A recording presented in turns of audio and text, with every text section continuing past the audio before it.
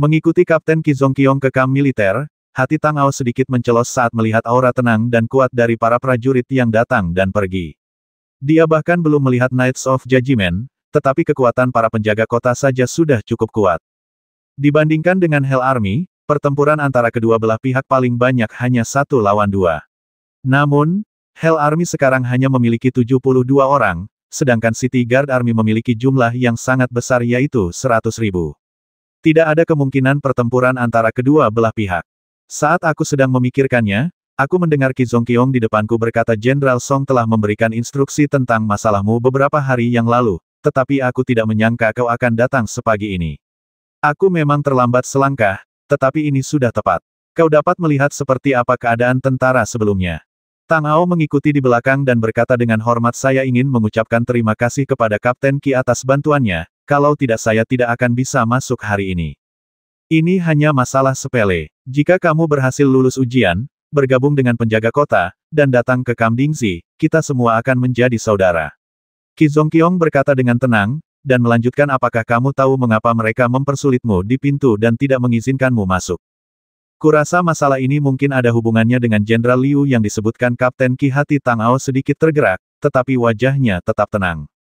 Benar sekali. Garda kota memiliki total 8 batalion. Infanteri batalion atas disebut A, B, C, dan D. Batalion bawah memiliki karakteristiknya sendiri dan dibagi menjadi batalion artileri, batalion api, batalion pembasmian, dan batalion kematian. Batalion atas dan bawah bersifat independen satu sama lain dan tidak ada hubungannya satu sama lain. Anda tidak akan melihat mereka secara normal. Semua orang di batalion atas ditempatkan di sini. Qi Zongqiong berbicara dengan tenang, mungkin atas saran Jenderal Song, dan menjelaskan kepada Tang Ao tentang hubungan faksional di antara para penjaga kota dan poin-poin penting. Ia kemudian melanjutkan, Jenderal Liu dari kubu A dan Jenderal Wu dari kubu C adalah orang-orang penguasa kuil Dewa Perang. Mereka harus mematuhi perintah kuil Dewa Perang. Kamp Dingxi dan Kamp Yizi kita berada di bawah komando penguasa Istana Senjata Ilahi. Kedua faksi itu selalu memiliki hubungan yang buruk. Jika kalian bergabung dengan tentara, kalian harus memperhatikan hal-hal ini di masa mendatang. Jika kalian bertemu orang-orang dari kedua kubu itu, jangan bersikap sopan. Jika mereka berani mengambil tindakan, kalian tidak perlu takut. Tang Ao tetap tenang setelah mendengar ini. Diam-diam dia mengingat kam-kam utama penjaga kota dalam benaknya, mengangguk dan berkata, terima kasih Kapten Qi atas bimbinganmu. Aku sudah mencatatnya. Jika aku cukup beruntung untuk lulus ujian dan bergabung dengan Kamp T, aku pasti akan berusaha sekuat tenaga dan melayanimu. Kita semua melayani penguasa Istana Senjata Ilahi, dan kita melayani Samsara. Ingat apa yang baru saja kukatakan, dan jangan mengatakan omong kosong apapun di luar sana di masa mendatang.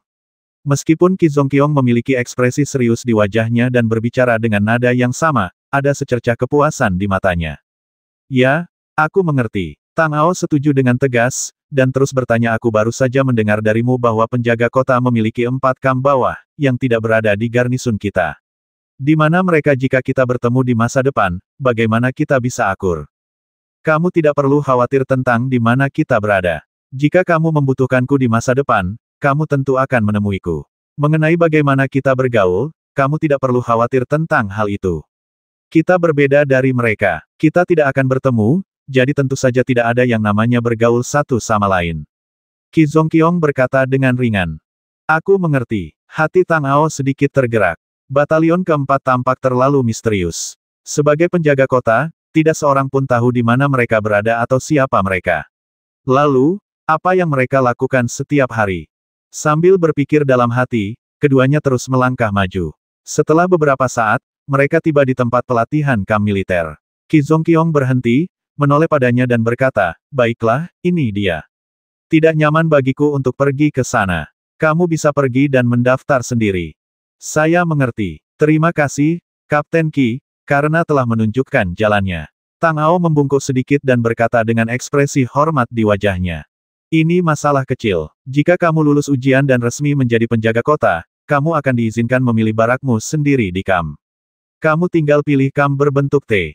Kata Kapten Qi ringan, lalu berbalik dan pergi. Tang Ao memperhatikannya pergi sebelum berjalan ke lapangan parade. Setelah memasuki gerbang, dia melihat 2 meja di depannya.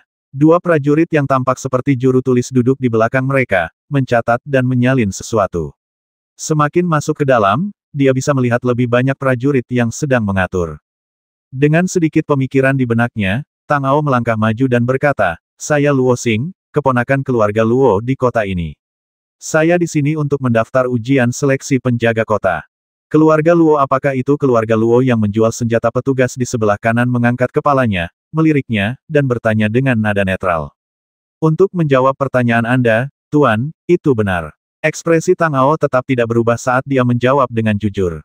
"Siapakah Anda? Kepala keluarga Luo. Sudah berapa lama Anda tinggal di kota ini? Dari mana asal Anda?" Petugas itu mengajukan 3 pertanyaan berturut-turut. "Kepala keluarga Luo adalah paman saya. Saya telah tinggal di kota ini selama lebih dari sebulan. Saya berasal dari kota Yunzhong." 2 pertanyaan pertama mudah dijawab, tetapi Tang Ao agak ragu-ragu dengan pertanyaan terakhir. Setelah berpikir sejenak, dia dengan santai mengatakan sebuah tempat. Kota. Awan jejak keraguan melintas di wajah petugas itu, seolah-olah dia belum pernah mendengar tentang tempat ini. Dia menatapnya dengan ragu-ragu. Luo Xing direkomendasikan oleh Jenderal Song. Dia dipastikan sebagai keponakan kepala keluarga Luo. Tidak ada masalah dengan identitasnya. Pada saat ini, petugas di sebelah kiri mengangkat kepalanya dan berkata kepada petugas di sebelah kanan, dia lahir di kota Yunzhong dan datang ke kota Tishan untuk berlatih. Tang Ao melihat ekspresi para pegawai di sebelah kirinya dan merasakan sedikit gerakan di hatinya, tetapi ekspresi wajahnya tidak berubah. Pegawai di sebelah kanannya tampak ragu-ragu. Dia menatapnya sejenak sebelum menuliskan namanya dan mengeluarkan tanda dari samping dan berbicara kepadanya. "Baiklah, pendaftaran telah selesai. Anda datang sedikit lebih awal, dan ujiannya belum resmi dimulai. Mohon tunggu sebentar." Tang Ao mengangguk dan berkata, "Terima kasih banyak," lalu mengambil tanda itu dan berjalan menuju pusat tempat latihan. Dia tidak menunjukkan ekspresi aneh selama seluruh proses, tetapi berpikir dalam hati, "Aku tidak menyangka bahwa metode senior Bloodbath untuk mengendalikan jiwa begitu kuat sehingga dia bahkan dapat mengendalikan para pegawai di pasukan secara diam-diam." Berdiri di lapangan parade, Tang Ao mengamati semuanya, dan pada saat yang sama dia berpikir cepat dalam benaknya. Dia belum tahu apa saja barang-barang yang diuji, tetapi sersan yang menjaga gerbang hanya berada di level ke-7 body tempering, dan ujian prajurit biasa seharusnya tidak serumit ujiannya. Yang perlu dipikirkannya sekarang adalah level mana yang paling cocok untuk mengendalikan kekuatannya. Setelah banyak pertimbangan, akhirnya dia memutuskan untuk mengendalikannya di level ke-7 body tempering. Dengan cara ini, kekuatannya tidak akan terlihat terlalu kuat dan menarik perhatian, juga tidak terlalu rendah dan diabaikan. Selain itu, dengan hubungannya dengan Jenderal Song, ia mungkin bisa mendapatkan pangkat sersan segera setelah memasuki Kamding. Dengan cara ini, sebagai perwira tingkat rendah, ia setidaknya akan terpapar pada lebih banyak hal, dan sisanya dapat didiskusikan setelah beberapa waktu. Setelah menunggu sekitar 1 jam, semakin banyak orang memasuki tempat pelatihan, hingga jumlahnya mencapai sekitar 100. Petugas yang bertugas mencatat datang dan berkata, "Sebagai kelompok pertama, kalian akan diuji terlebih dahulu. Ikuti saya dan jangan berkeliaran." Setelah mengatakan itu, dia berbalik dan berjalan menuju bagian belakang lapangan parade. Tentu saja, yang lain segera mengikutinya. Tang Ao berkumpul di antara kerumunan, berusaha melemahkan kehadirannya sebisa mungkin, dan berjalan sampai ke alun-alun di belakang lapangan parade. Baru kemudian petugas itu berhenti, berbalik dan melanjutkan. "Putaran pertama ujian ini ditujukan untuk menguji kekuatanmu di alam tempering tubuh. Ada sebuah tripod raksasa yang terkunci di sana. Untuk level yang berbeda, pilih benda yang berbeda, angkat, berjalanlah ke sini, dan letakkan. Ingat, mereka yang berada di bawah level ketiga tempering tubuh dapat langsung keluar." Setelah petugas selesai berbicara, kerumunan bergumam sebentar, tetapi tidak ada yang bergerak lebih dulu. Petugas itu mengangkat matanya dan berkata dengan dingin, "Apa yang masih kalian lakukan di sana? Jika ada yang telah mencapai tingkat ketiga body tempering, pergilah ke sana dan pilih satu dan bawa ke sini. Jika tidak ada, segera keluar dari sini. Jangan buang waktu." Melihat petugas itu mulai tidak sabar, mereka segera bertindak dan berjalan ke sana. Tang Ao mengikutinya ke sana. Ketika mereka semakin dekat, mereka melihat gembok batu, tripod batu, bola batu, del di tanah. Setiap batu memiliki beratnya sendiri. Gembok batu yang paling ringan beratnya 500 kg, yang merupakan berat maksimum yang dapat diangkat oleh seseorang yang berada di level ketiga body tempering. Yang paling berat adalah tripod batu besar dengan berat 7.200 kg. Hanya orang yang berada di level ke-8 body tempering yang dapat mengangkatnya. Dengan sedikit gerakan di hatinya, dia melihat beberapa orang sudah menentukan pilihan dan mulai bergerak. Masing-masing dari mereka memilih beban yang sesuai dengan wilayah dan kekuatan mereka, lalu mengangkatnya dan berjalan menuju petugas. Kebanyakan orang berhasil mengangkatnya, tetapi ada beberapa yang bahkan tidak bisa mengangkat beban terendah. Tang Ao memilih bola batu seberat 6.400 kg, memeluknya dengan kedua tangan, memutar kekuatan asal dalam tubuhnya, dan berjalan menuju petugas. Setelah meletakkan bola batu itu, dia mendongak dan berkata, "Luo Xing, ujiannya sudah selesai." Petugas itu melihat bola batu yang dipegang Tang Ao, mengangkat matanya dan menatapnya lagi, lalu berkata dan tidak mengatakan apa-apa lagi. Dia mencatatnya dengan jujur. Putaran pertama pengujian telah berakhir, dan mereka yang gagal menyelesaikannya secara alami akan tereliminasi. Jumlah orang juga turun dari lebih dari 100 menjadi lebih dari 80. Petugas itu meminta para prajurit untuk mengeluarkan mereka yang gagal, lalu melanjutkan ujian putaran kedua akan menguji kemampuan kalian untuk menanggapi situasi medan perang. Ada jalur mekanis di sana. Kalian berjalan dari pintu masuk ke pintu keluar. Jika kalian memiliki kurang dari 3 tanda di tubuh kalian, kalian akan lulus. Jika kalian memiliki lebih dari 3 tanda, kalian akan tereliminasi. Setelah mendengar perkataan petugas itu, semua orang berjalan menuju ke arah jalan mekanis. Tang Ao mengikuti di antara kerumunan, berpikir dalam hatinya bahwa dengan tingkat ke-7 dari penempaan tubuh, seharusnya sudah cukup baginya untuk membasmi satu orang. Ketika mereka tiba di depan jalan mekanisme, semua orang masuk satu persatu. Tang Ao berada di belakang dan tidak bersaing dengan orang-orang ini. Setelah orang-orang di depan masuk beberapa saat, dia mendengar teriakan kesakitan dari dalam. Jelas bahwa seseorang telah tertabrak. Semakin banyak orang yang masuk, suara jeritan kesakitan yang datang dari dalam semakin sering terdengar dan semakin keras. Jantung Tang Ao bergerak sedikit. Mekanisme ini tampaknya tidak sederhana. Di antara mereka yang telah masuk sebelumnya, Tang Ao jelas ingat bahwa beberapa dari mereka cukup kuat. Ketika akhirnya mencapai tujuannya, ia menarik napas dalam-dalam dan berjalan lurus. Jalan mekanisme itu agak sempit, paling banyak hanya memungkinkan 2 orang berjalan berdampingan. Tidak masalah untuk sekadar berjalan, tetapi tidak mudah untuk menghindari serangan mekanisme itu. Tang Ao tampaknya samar-samar merasakan hembusan energi terlarang saat dia berada di sana. Hatinya tergerak, dan dia berpikir dalam hati bahwa tempat ini memang tidak sederhana.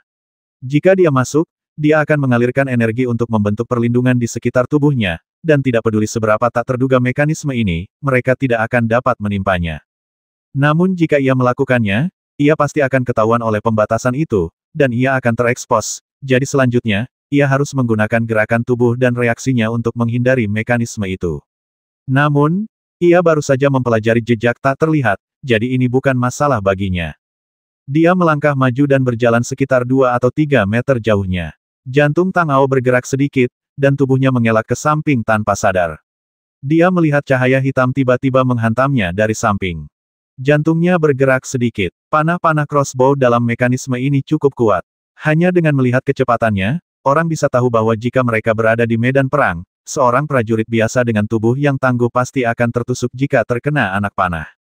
Tidak heran orang-orang di depan terus berteriak kesakitan. Mekanisme panah otomatis dengan kekuatan seperti ini akan menyebabkan rasa sakit yang luar biasa bahkan tanpa mata panah. Saat memikirkan hal ini, Tang Ao mempercepat langkahnya, ingin menyelesaikan putaran kedua ujian secepat mungkin. Dia selalu merasa tidak nyaman di sini, seolah-olah ada sepasang mata yang menatapnya. Saat dia meningkatkan kecepatannya, semakin banyak mekanisme yang muncul. Dari busur silang di awal hingga pisau terbang dan jebakan di kemudian hari, semuanya serba menyeluruh dan selalu menghadirkan hal-hal yang tak terduga. Semakin tidak ada masalah, semakin tiba-tiba dan rumit mekanismenya. Tang Ao berjalan dan menghindari semuanya. Melihat bahwa ujung jalan mekanisme itu sudah dekat, dia tahu dalam hatinya bahwa sudah waktunya untuk menemukan mekanisme untuk menyerang. Saat dia memikirkannya, dia mendengar suara Ci yang aneh, dan kemudian 3 lampu hitam tiba-tiba mengenai wajahnya. Dengan sedikit gerakan di dalam hatinya, tubuh Tang Ao bergerak ke samping. Tepat saat dia menempel di dinding, dia merasakan gerakan di belakangnya dan sesuatu menusuk keluar. Jadi dia segera melangkah maju, tetapi dia merasakan sesuatu menginjak kakinya. Dia merasakan sakit yang tajam dan pada saat yang sama, sebuah paku melesat keluar dari dinding di depannya. Matanya menjadi gelap dan dia menahan rasa sakit di kakinya. Dia berguling ke depan dan menghindar. Ketika dia sampai di sini, dia hanya perlu berjalan beberapa langkah ke depan untuk mencapai pintu keluar. Dia berdiri dan berjalan keluar tanpa mempedulikan penjepit di kakinya. Setelah dia keluar, dia melihat bahwa sebagian besar orang yang berdiri di luar memiliki wajah dan hidung yang memar. Setelah beberapa saat, orang terakhir juga keluar dari jalur mekanis, dan petugas datang dari sisi lain, memindai semua orang, lalu berkata dengan ringan mereka yang memiliki lebih dari 3 luka di tubuh mereka, pergilah sendiri. Setelah dia selesai berbicara, sebagian besar orang di kerumunan berteriak kesakitan dan berjalan keluar. Orang-orang itu tereliminasi. Petugas itu melihat orang-orang yang tersisa dan melanjutkan, baiklah, putaran pengujian berikutnya adalah putaran terakhir. Ikuti saya. Tang Ao melihat ekspresi di wajah petugas itu dan hatinya sedikit tergerak. 2 putaran tes pertama tampaknya terlalu sederhana. Ini sangat berbeda dari apa yang dia harapkan. Putaran tes ketiga ini seharusnya memiliki beberapa misteri di dalamnya. Sambil berpikir dalam hatinya, dia mengikuti petugas itu dan berjalan mendekat. Dia membawa semua orang ke depan sebuah gua dan berkata dengan ringan, kalian masuklah dan Ting Mahadewa di sana selama setengah jam. Jika kalian bisa keluar sendiri, kalian akan lulus semua ujian dan menjadi anggota penjaga kota. Mendengar bahwa ujian putaran ketiga begitu mudah, orang-orang ini menunjukkan kegembiraan di wajah mereka dan berjalan cepat ke dalam gua. Tang Ao ragu-ragu sejenak dan mengikuti orang banyak itu masuk. Begitu dia tiba di dalam gua, dia merasakan tekanan samar turun padanya, dan hawa dingin tiba-tiba menyelimuti tubuhnya. Namun melihat orang-orang di sekitarnya, mereka tampak tidak menyadarinya. Dengan sekejap matanya, Tang Ao sudah menebak secara kasar tentang ujian putaran ketiga ini. Gua ini seharusnya terhubung dengan formasi besar di kota. Setelah memasukinya, mereka akan dibatasi oleh tekanan formasi besar itu. Di satu sisi, itu dapat menguji kegigihan dan kekuatan orang-orang ini. Di sisi lain, itu juga dapat memastikan apakah ada masalah dengan orang-orang yang masuk. Selain itu, semakin tinggi tingkat kultivasi, semakin besar tekanan yang akan mereka tanggung. Memikirkan hal ini, Tang Ao segera menahan persepsinya. Formasi itu seharusnya belum diaktifkan. Dia merasakan sedikit tekanan. Pihak lain belum menyadarinya, tetapi setelah formasi itu resmi diaktifkan, karena tingkat kekuatannya yang tinggi, dia pasti akan berada di bawah tekanan besar, dan pihak lain pasti akan dapat menyadarinya saat itu. Oleh karena itu, ia harus terlebih dahulu memadatkan kekuatan alamnya sendiri. Menyingkirkan persepsinya hanyalah langkah pertama. Kemudian ia mengaktifkan kekuatan asli di Laut Qi dan Tian, menyegel semuanya dan hanya menyisakan sedikit kekuatan di tubuhnya untuk menopang dagingnya. Tepat setelah dia menyelesaikan semua ini, dia tiba-tiba merasakan tekanan besar turun padanya. Jantungnya berdebar kencang, dan tubuhnya hampir tidak dapat menahan tekanan besar ini. Melihat orang-orang di sekitarnya, beberapa dari mereka sudah jatuh langsung ke tanah. Bahkan mereka yang masih bisa berdiri pun menunjukkan ekspresi sangat menderita di wajah mereka. Melihat ini, Tang Ao menggertakkan giginya dan menahan tekanan luar biasa di tubuhnya, sambil berpikir dalam hatinya bahwa sekarang formasi itu telah diaktifkan, inilah saat terbaik baginya untuk mengintip rahasia-rahasia itu. Jika dia membenamkan cahaya bintang ke dalam formasi saat ini, dia akan dapat merasakan aturan operasinya. Namun, untuk menggunakan cahaya bintang, ia harus melepaskan batasan energinya untuk sementara dan memperluas kesadaran spiritualnya. Pada saat itu, ia pasti akan berada di bawah tekanan yang luar biasa dan risiko ketahuan akan sangat tinggi.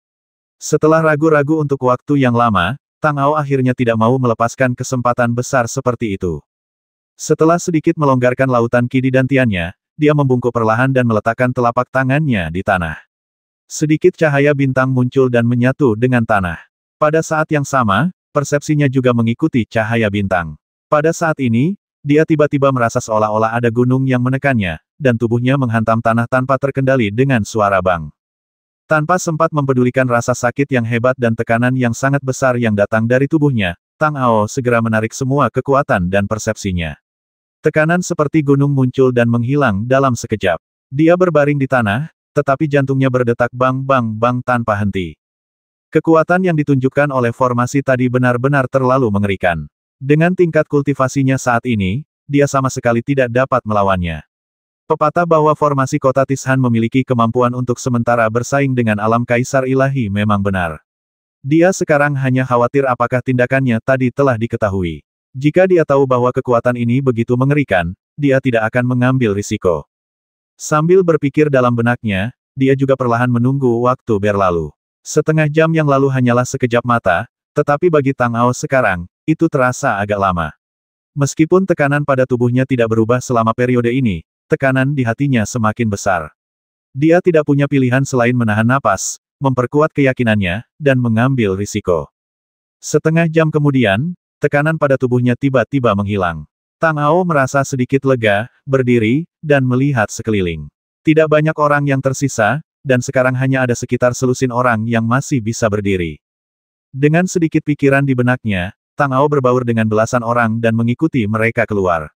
Begitu dia mencapai pintu masuk gua, dia melihat para prajurit dengan cepat masuk dan membawa orang-orang yang tidak dapat keluar sendiri. Petugas itu menunggu di luar. Ketika dia melihat mereka keluar, dia mengangguk dengan tenang dan berkata, "Bagus sekali. Kalian sekarang adalah bagian dari garda kota Iron Mountain.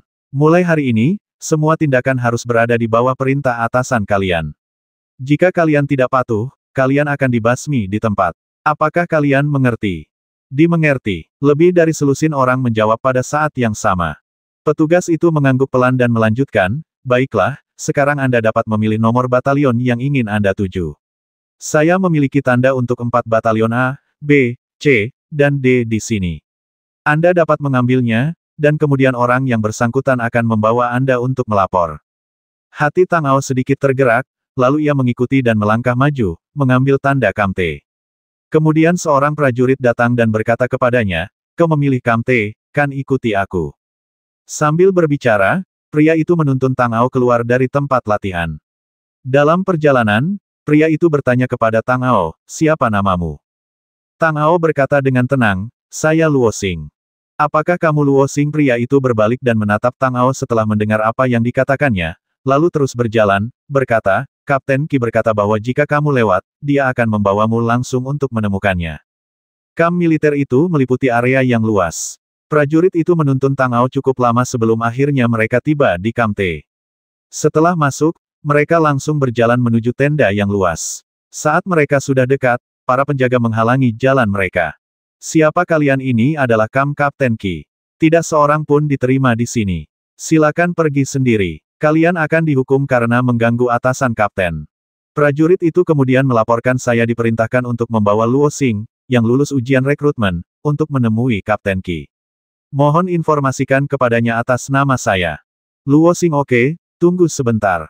Prajurit penjaga itu jelas telah menunggu perintah itu sejak lama. Ketika mendengar nama itu, dia segera berbalik dan masuk untuk melapor. Setelah beberapa saat, dia keluar dan berkata, "Kapten Qi menunggu di dalam, kalian masuk saja." Keduanya memasuki tenda bersama-sama. Tenda itu sangat luas dan berperabotan lengkap, tidak kalah luas dari ruang tamu utama keluarga Luo. Kapten Qi berdiri di depan rak buku, membaca buku kuno. Prajurit itu melangkah maju dan berkata, "Kapten, saya telah membawa Luo Xing ke sini." Kapten Qi meletakkan buku kuno di tangannya, menoleh ke arah Tang Ao, melambaikan tangan kepada prajurit itu dan berkata, "Baiklah, kamu pergi dulu." Kemudian dia berkata kepada Tang Ao, "Xiao Luo, kemarilah dan duduklah. Jangan malu-malu. Kamu dan aku adalah keluarga. Anggap saja tempat ini seperti rumah pamanmu." "Terima kasih, Paman Qi." Tang Ao mengikuti instruksi Kapten Qi, melangkah maju dengan ekspresi hormat di wajahnya, dan duduk di seberangnya. "Baiklah, aku sudah mendengar tentang kinerjamu di tempat latihan. Tidak mudah bagimu untuk mencapai level ke-7 dari penempaan tubuh di usia yang begitu muda. Menurut manajemen militer, dengan levelmu, kamu memenuhi syarat untuk menjadi sersan dan memimpin satu regu prajurit. Bagaimana menurutmu?" Kapten Qi berkata kepada Tang Ao sambil tersenyum. "Sebagai balasan kepada Paman Qi, keponakanku telah mengabdikan dirinya untuk berkultivasi dan telah mencapai tingkat ke-7 dari body tempering. Dilihat dari dunia, dia baru saja memulai. Paman Qi dan Paman Song adalah orang-orang yang kuat pada masanya. Jika aku mendapat kehormatan untuk melayanimu, aku akan sangat puas." Pikiran Tang Ao berubah dan dia berkata dengan hormat, "Haha, itu bagus, tapi menjadi seorang prajurit di depan tenda agak tidak adil bagimu." Kapten Qi berkata dengan senyum puas di matanya. "Merupakan kehormatan bagi saya untuk dapat melayani Paman Qi. Beraninya saya mengatakan bahwa saya dizalimi, kata Tang Ao sambil mengangkat kepalanya dan menatap Kapten Qi.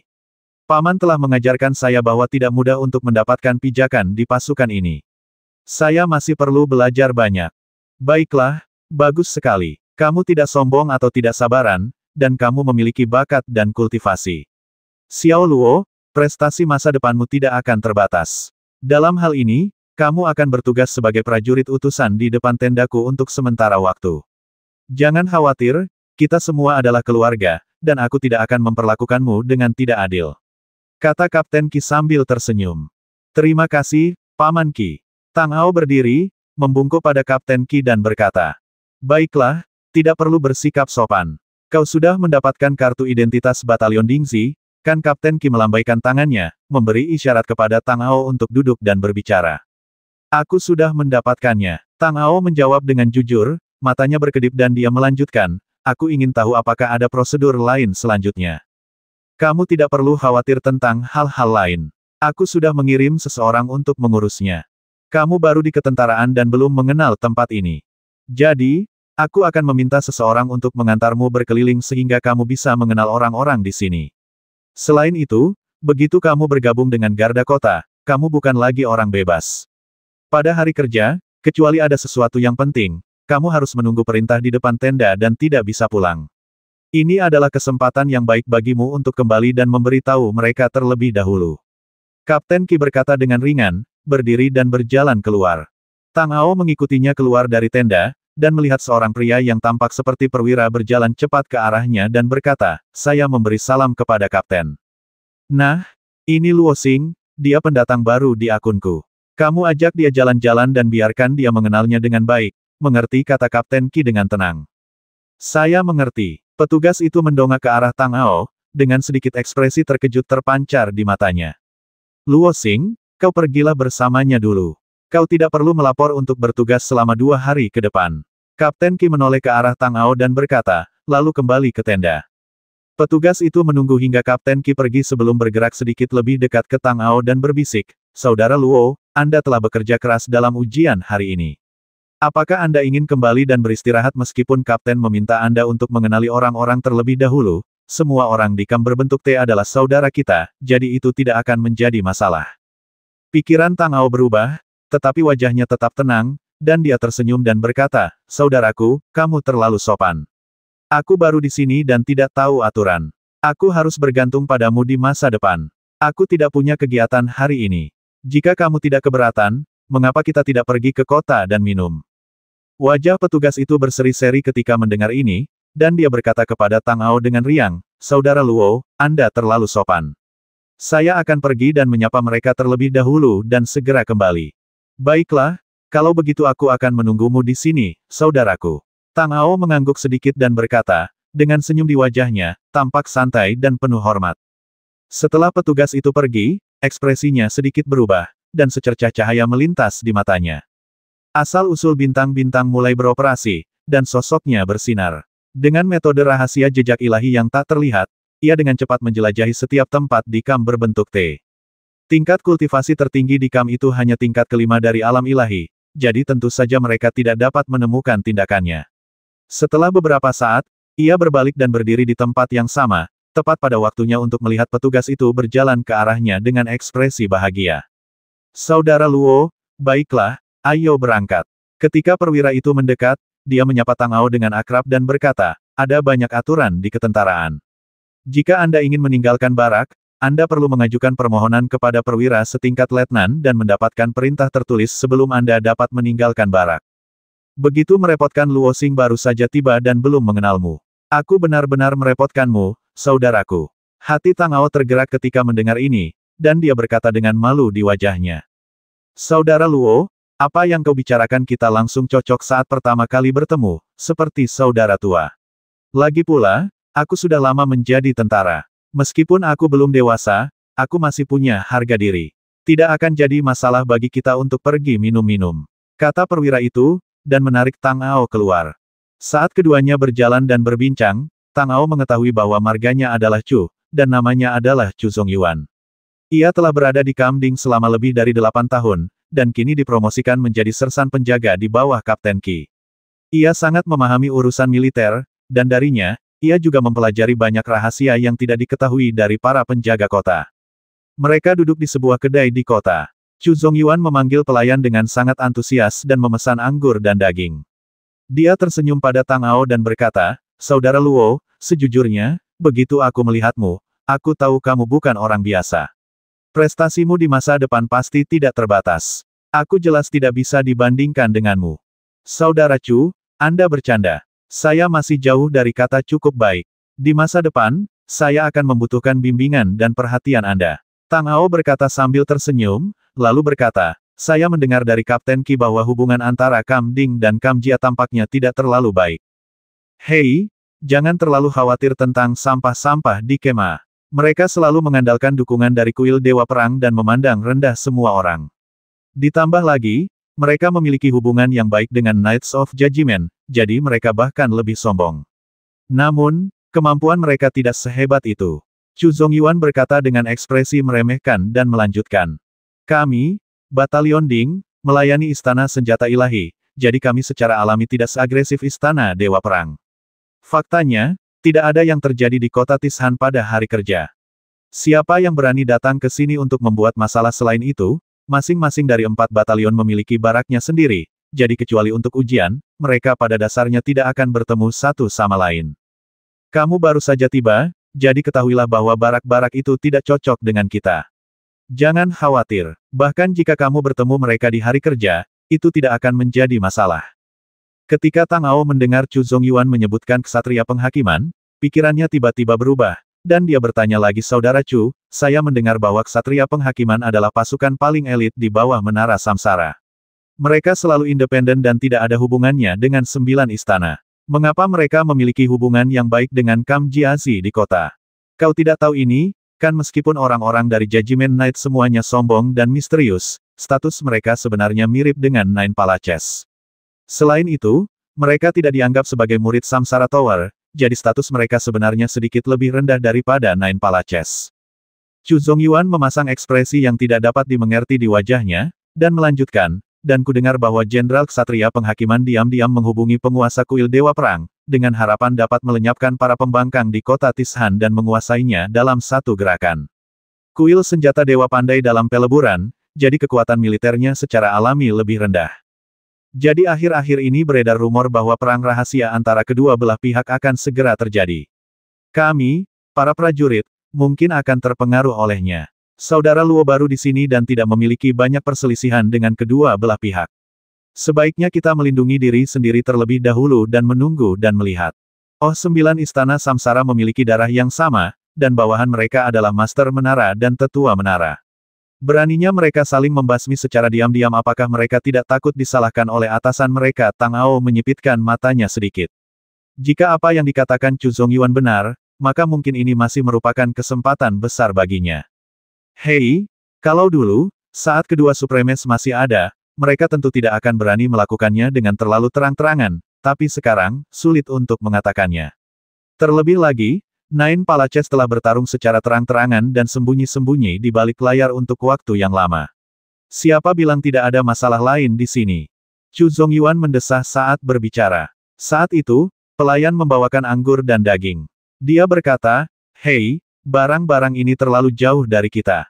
Minum anggur dan daging adalah hal yang benar. Mengapa memikirkan hal-hal itu? Ayo, Saudara Luo, minumlah." "Saudara Chu, kumohon." Tang Ao tetap tenang, mengambil mangkuk anggur, dan berkata kepada Chu Zongyuan sambil tersenyum, "Meskipun begitu, ketika para dewa bertarung, binatang buas menderita. Kami sedang bertugas di sana, dan jika kami tidak memperhatikan, kami mungkin akan mendapat masalah kapan saja." Kakak Luo benar, situasi saat ini tidak jelas dan tidak ada yang bisa memastikan seperti apa hasil akhirnya. Kita hanya bisa menjalaninya satu hari demi satu hari dan melihat hasilnya. Chu Zongyuan menyesap minumannya dalam-dalam dan mendesah. Sambil minum, Tang Ao dengan tenang bertanya kepada Chu Zongyuan untuk informasi lebih lanjut, tetapi sebagian besar dari mereka hanya rumor. Situasi sebenarnya bukanlah sesuatu yang bisa diketahui oleh seorang sersan kecil, terutama masalah antara kuil Dewa Perang dan kuil Senjata Ilahi, yang sebagian besar tidak jelas. Terlebih lagi, setiap kali Tang Ao menyebut ksatria penghakiman, Chu Zongyuan akan tampak sangat berhati-hati. Dia hanya akan menertawakannya dan menutupinya, tidak pernah membahas detailnya. Ini sangat berbeda dari cara dia berbicara bebas tentang hal-hal lain. Tampaknya dia benar-benar tahu sesuatu tetapi takut membocorkannya. Tang Ao diam-diam mengingat semua ini di dalam hatinya. Bagaimanapun, dia dan Chu Zongyuan baru pertama kali bertemu. Meskipun orang ini ingin berteman dengannya karena Kapten Qi, dia bukan orang bodoh. Dia tidak akan mengungkapkan apapun yang tidak seharusnya dikatakan. Dia masih perlu memikirkan cara lain. Setelah minum hampir seharian, Chu Zongyuan sedikit mabuk. Tang Ao mengirimnya ke sebuah hotel di kota dan kemudian kembali ke keluarga Luo. Meskipun rampasannya tidak banyak ketika ia pertama kali bergabung dengan penjaga kota, itu sudah cukup dan akan sangat membantu tindakannya di masa depan. Mantian sudah beberapa hari bosan di rumah Luo tanpa melakukan apapun. Ia merasa kesal dan bosan. Ketika melihat Tang Ao kembali, ia segera menemuinya dan bertanya, "Saudara Tang, bagaimana saya dengar dari Bloodbath bahwa Anda pergi ke penjaga kota hari ini? Apakah Anda berhasil? Bagaimana kalau saya pergi bersama Anda besok?" "Saudara Men, aku tahu kamu cemas, tetapi masalah ini benar-benar tidak bisa terburu-buru. Aku baru saja memasuki area ini, dan aku belum terbiasa dengan semuanya. Aku belum membangun pijakan yang kuat. Segala sesuatunya harus dilakukan selangkah demi selangkah," kata Tang Ao setelah menghibur Mentian. "Apakah kita harus menunggu lebih lama lagi? Aku sudah tinggal di tempat kumuh ini akhir-akhir ini dan aku hampir bosan setengah mati. Kakak Tang, berjanjilah padaku bahwa aku akan pergi bersamamu dan aku berjanji tidak akan bersikap impulsif dan melakukan hal-hal buruk." Bagaimana mendengar ini, Mantian berkata dengan cemas dengan ekspresi tertekan di wajahnya. "Bukannya aku tidak percaya pada saudara Men, tetapi ada banyak peraturan di kota ini, dan orang-orang di penjaga kota sangat waspada. Ketika aku pergi ke sana hari ini, aku hampir mengungkap identitasku. Sungguh tidak pantas untuk melakukan terlalu banyak tindakan saat ini." Tang Ao menggelengkan kepalanya, tahu bahwa akan sulit baginya untuk membiarkan Mentian tetap seperti ini. "Barbarian, apa yang kau lakukan lagi?" Saat keduanya berbicara, suara kelelawar darah terdengar menyeramkan dari belakang. "Orang pembawa sial, kelelawar, apa hubungannya dengan apa yang kami katakan?" Mantian sudah dalam suasana hati yang buruk, dan ketika dia mendengar apa yang dikatakan kelelawar darah, dia menjadi semakin marah. Barbar, kalau kau bukan anak buah Tang Ao, aku pasti sudah menghisap darahmu sejak lama." Mata Bloodbath dipenuhi dengan dingin. Dia mendengus dingin, berbalik dan bertanya pada Tang Ao, "Bagaimana keadaanmu hari ini? Apa yang akan kau lakukan selanjutnya?" Tang Ao pertama-tama memegang Mentian, lalu berkata kepada Bloodbath, "Saya harus berterima kasih atas bantuan Anda, senior. Hari ini kami telah berhasil memasuki penjaga kota, yang merupakan langkah pertama.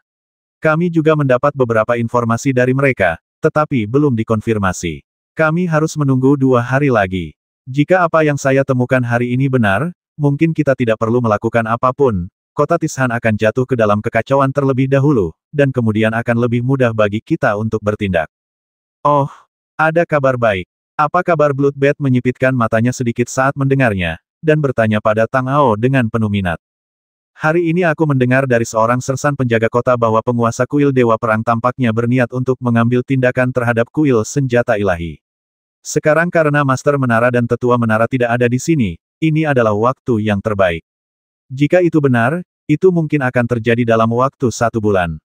Tang Ao tidak menyembunyikan apapun dan berkata langsung. Kedua orang tua itu pasti sedang mengejar monster tua itu sekarang. Hal-hal yang tidak ada di Menara Samsara itu benar. Bloodbath tersenyum sinis ketika mendengar ini, dan melanjutkan 9 istana Samsara saling curiga dan bertarung secara diam-diam. Semua orang ingin yang lain mati terlebih dahulu. Hehe, akan lebih baik jika mereka bertarung satu sama lain. Apa yang kau katakan itu benar, senior. Namun, kuil Dewa Perang dan Ksatria Penghakiman bersekongkol. Jika mereka benar-benar bertindak, aku khawatir kuil senjata ilahi tidak akan mampu melawan. Kurasa, karena mereka akan bertindak, biarkan mereka melakukannya dengan saksama. Tang Ao menyipitkan matanya sedikit. Sebelum dia kembali, dia punya ide dalam benaknya. "Oh, sepertinya kamu sudah memikirkan sebuah ide. Katakan padaku, apa yang ingin kamu lakukan?" Mata kelelawar darah itu berbinar dan dia berkata dengan nada haus darah. Senior Sue dan Senior Sazu sama-sama pernah bertempur melawan Istana ke-9 Samsara sebelumnya, jadi mereka pasti tahu karakteristik metode Istana ke-9. Saya ingin meminta kedua senior untuk membasmi orang-orang dari Dewa Perang dan Istana Senjata Ilahi di kota masing-masing. Tang Ao berkata dengan ekspresi serius, dengan cara ini, hubungan antara kedua istana akan menjadi lebih tegang. Saya pikir ksatria penghakiman tidak akan bisa bersembunyi lagi dan harus keluar untuk menekan situasi. Cek, itu ide yang bagus, nak. Aku setuju. Katakan saja pada tukang daging itu sendiri bahwa ada sesuatu yang harus dilakukan. Dia pasti tidak akan mengatakan apapun. Kelelawar darah tertawa sinis beberapa saat. Tentu saja, dia sangat ingin melakukan sesuatu seperti menusuk menara samsara secara diam-diam. Terima kasih, para senior. Tang Ao memberi hormat kepada kelelawar darah itu, lalu menoleh ke Men Tian dan berkata, Kakak Men, kamu harus pergi bersama kedua senior itu saat waktunya tiba, sehingga kamu tidak akan merasa tidak nyaman tinggal di rumah. Tapi mari kita perjelas dulu bahwa kamu harus mematuhi kedua senior itu dalam segala hal dan jangan bertindak gegabah. Jangan khawatir, Kakak Tang, tidak akan terjadi hal buruk. Ketika Man Tian mendengar bahwa dia tidak perlu tinggal di rumah dan akan terjadi perkelahian, dia secara alami setuju. Meskipun Tang Ao masih agak khawatir, dia tidak mengatakan apa-apa lagi dan berjalan menuju halaman belakang bersama mereka berdua. Tidak ada yang bisa dilakukan beberapa hari ini, jadi tukang daging menghabiskan sepanjang hari minum dan makan daging bersama Shen Wuzong di halaman belakang, seolah-olah dia ingin memakan kembali semua daging yang telah hilang selama beberapa dekade terakhir. Melihat Tang Ao datang, si tukang daging tersipu dan berkata kepadanya, Tang Ao, kemarilah dan jadilah wasit kami. Ya dewa, aku pasti akan mengalahkanmu hari ini. Aku akan memberimu 100 kilogram daging dan 10 toples anggur. Mari kita lihat siapa yang akan menang lebih dulu. Bagaimana menurutmu? Ekspresi Shen Wuzong tidak jauh berbeda dengan si tukang daging. Dia juga berkata dengan ekspresi membasmi di wajahnya, dasar tukang daging bau, aku tidak takut padamu. Namun kemudian dia berubah pikiran dan merasa bahwa isi kompetisi ini agak tidak adil baginya. Orang ini adalah seorang kultivator fisik dan mencapai kesucian dengan tubuh fisiknya, jadi tentu saja dia bisa makan banyak. Matanya berputar, dan seringai muncul di sudut mulutnya. Dia berkata, Hei, tukang daging bau, kamu ingin menipuku, tetapi aku tidak akan tertipu. Mari kita bersaing dalam hal kapasitas minum, jadi mari kita bicara tentang minum. Aku tidak akan bersaing denganmu dalam hal makan daging. Jadi, apakah kamu masih berani bersaing? Haha, dewa, aku lebih jago makan daging dan minum anggur daripada kamu. Si tukang daging tertawa terbahak-bahak, dengan raut wajah yang sombong dan heroik. Tang Ao, kamu sudah mendengarnya, dan kamu akan lihat siapa yang menghabiskan minumannya lebih dulu. Sudah disepakati bahwa yang kalah akan menjadi orang menyebalkan.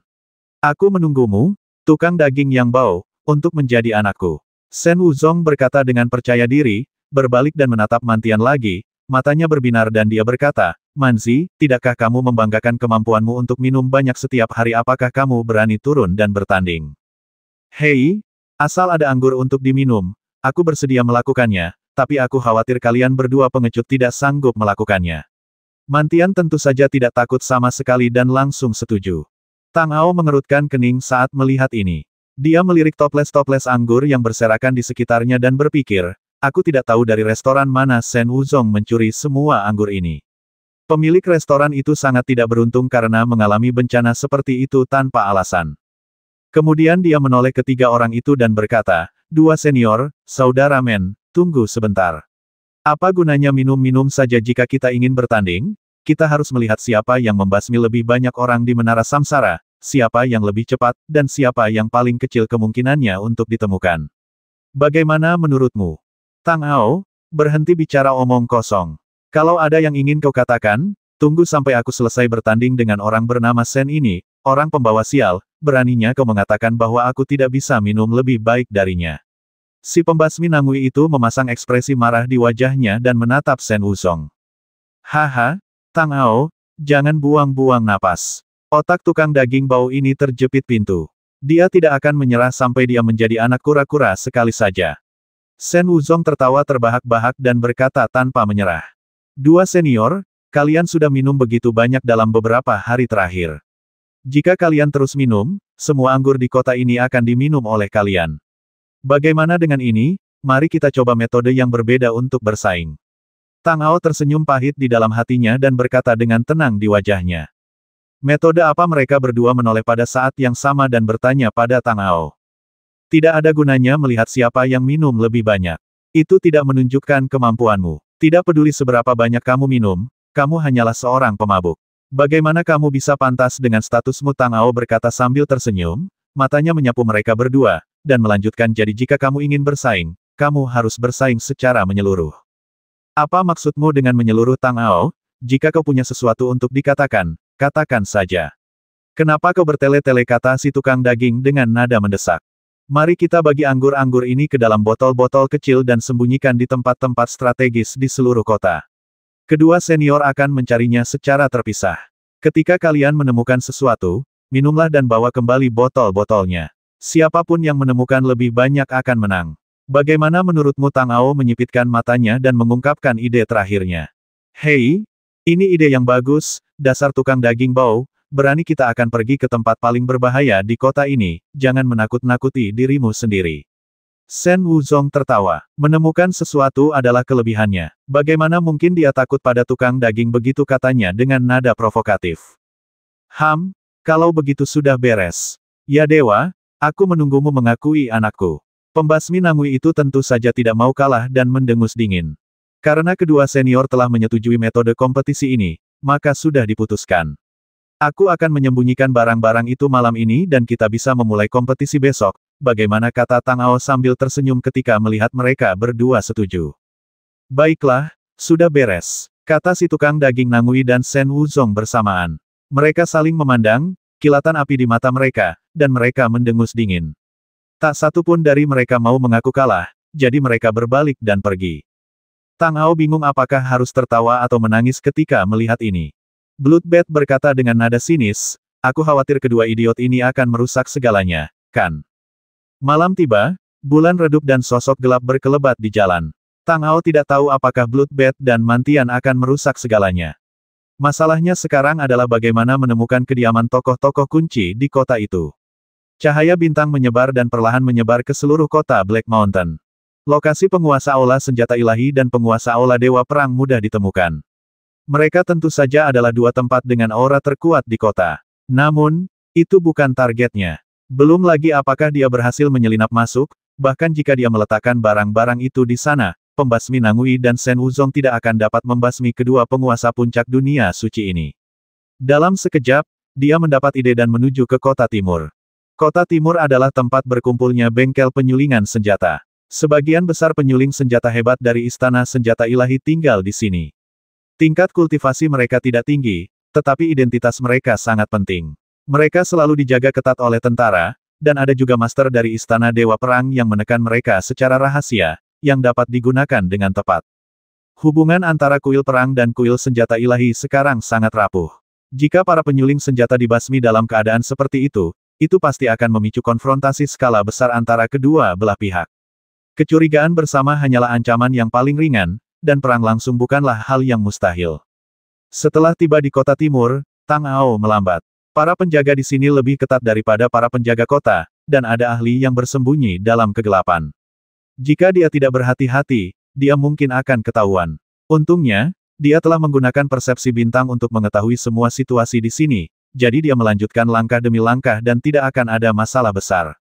Dia meraba-raba keluar bengkel penyulingan senjata dan dapat melihat api merah tua keluar dari sana. Dia juga mendengar suara-suara samar. Dia meraba-raba masuk melalui dinding luar. Ketika dia masuk ke dalam, sekelompok tentara patroli melewatinya. Tang Ao segera bersembunyi di tempat yang gelap itu. Setelah prajurit patroli pergi, Tang Ao melintas lagi dan tiba di luar ruang pendinginan.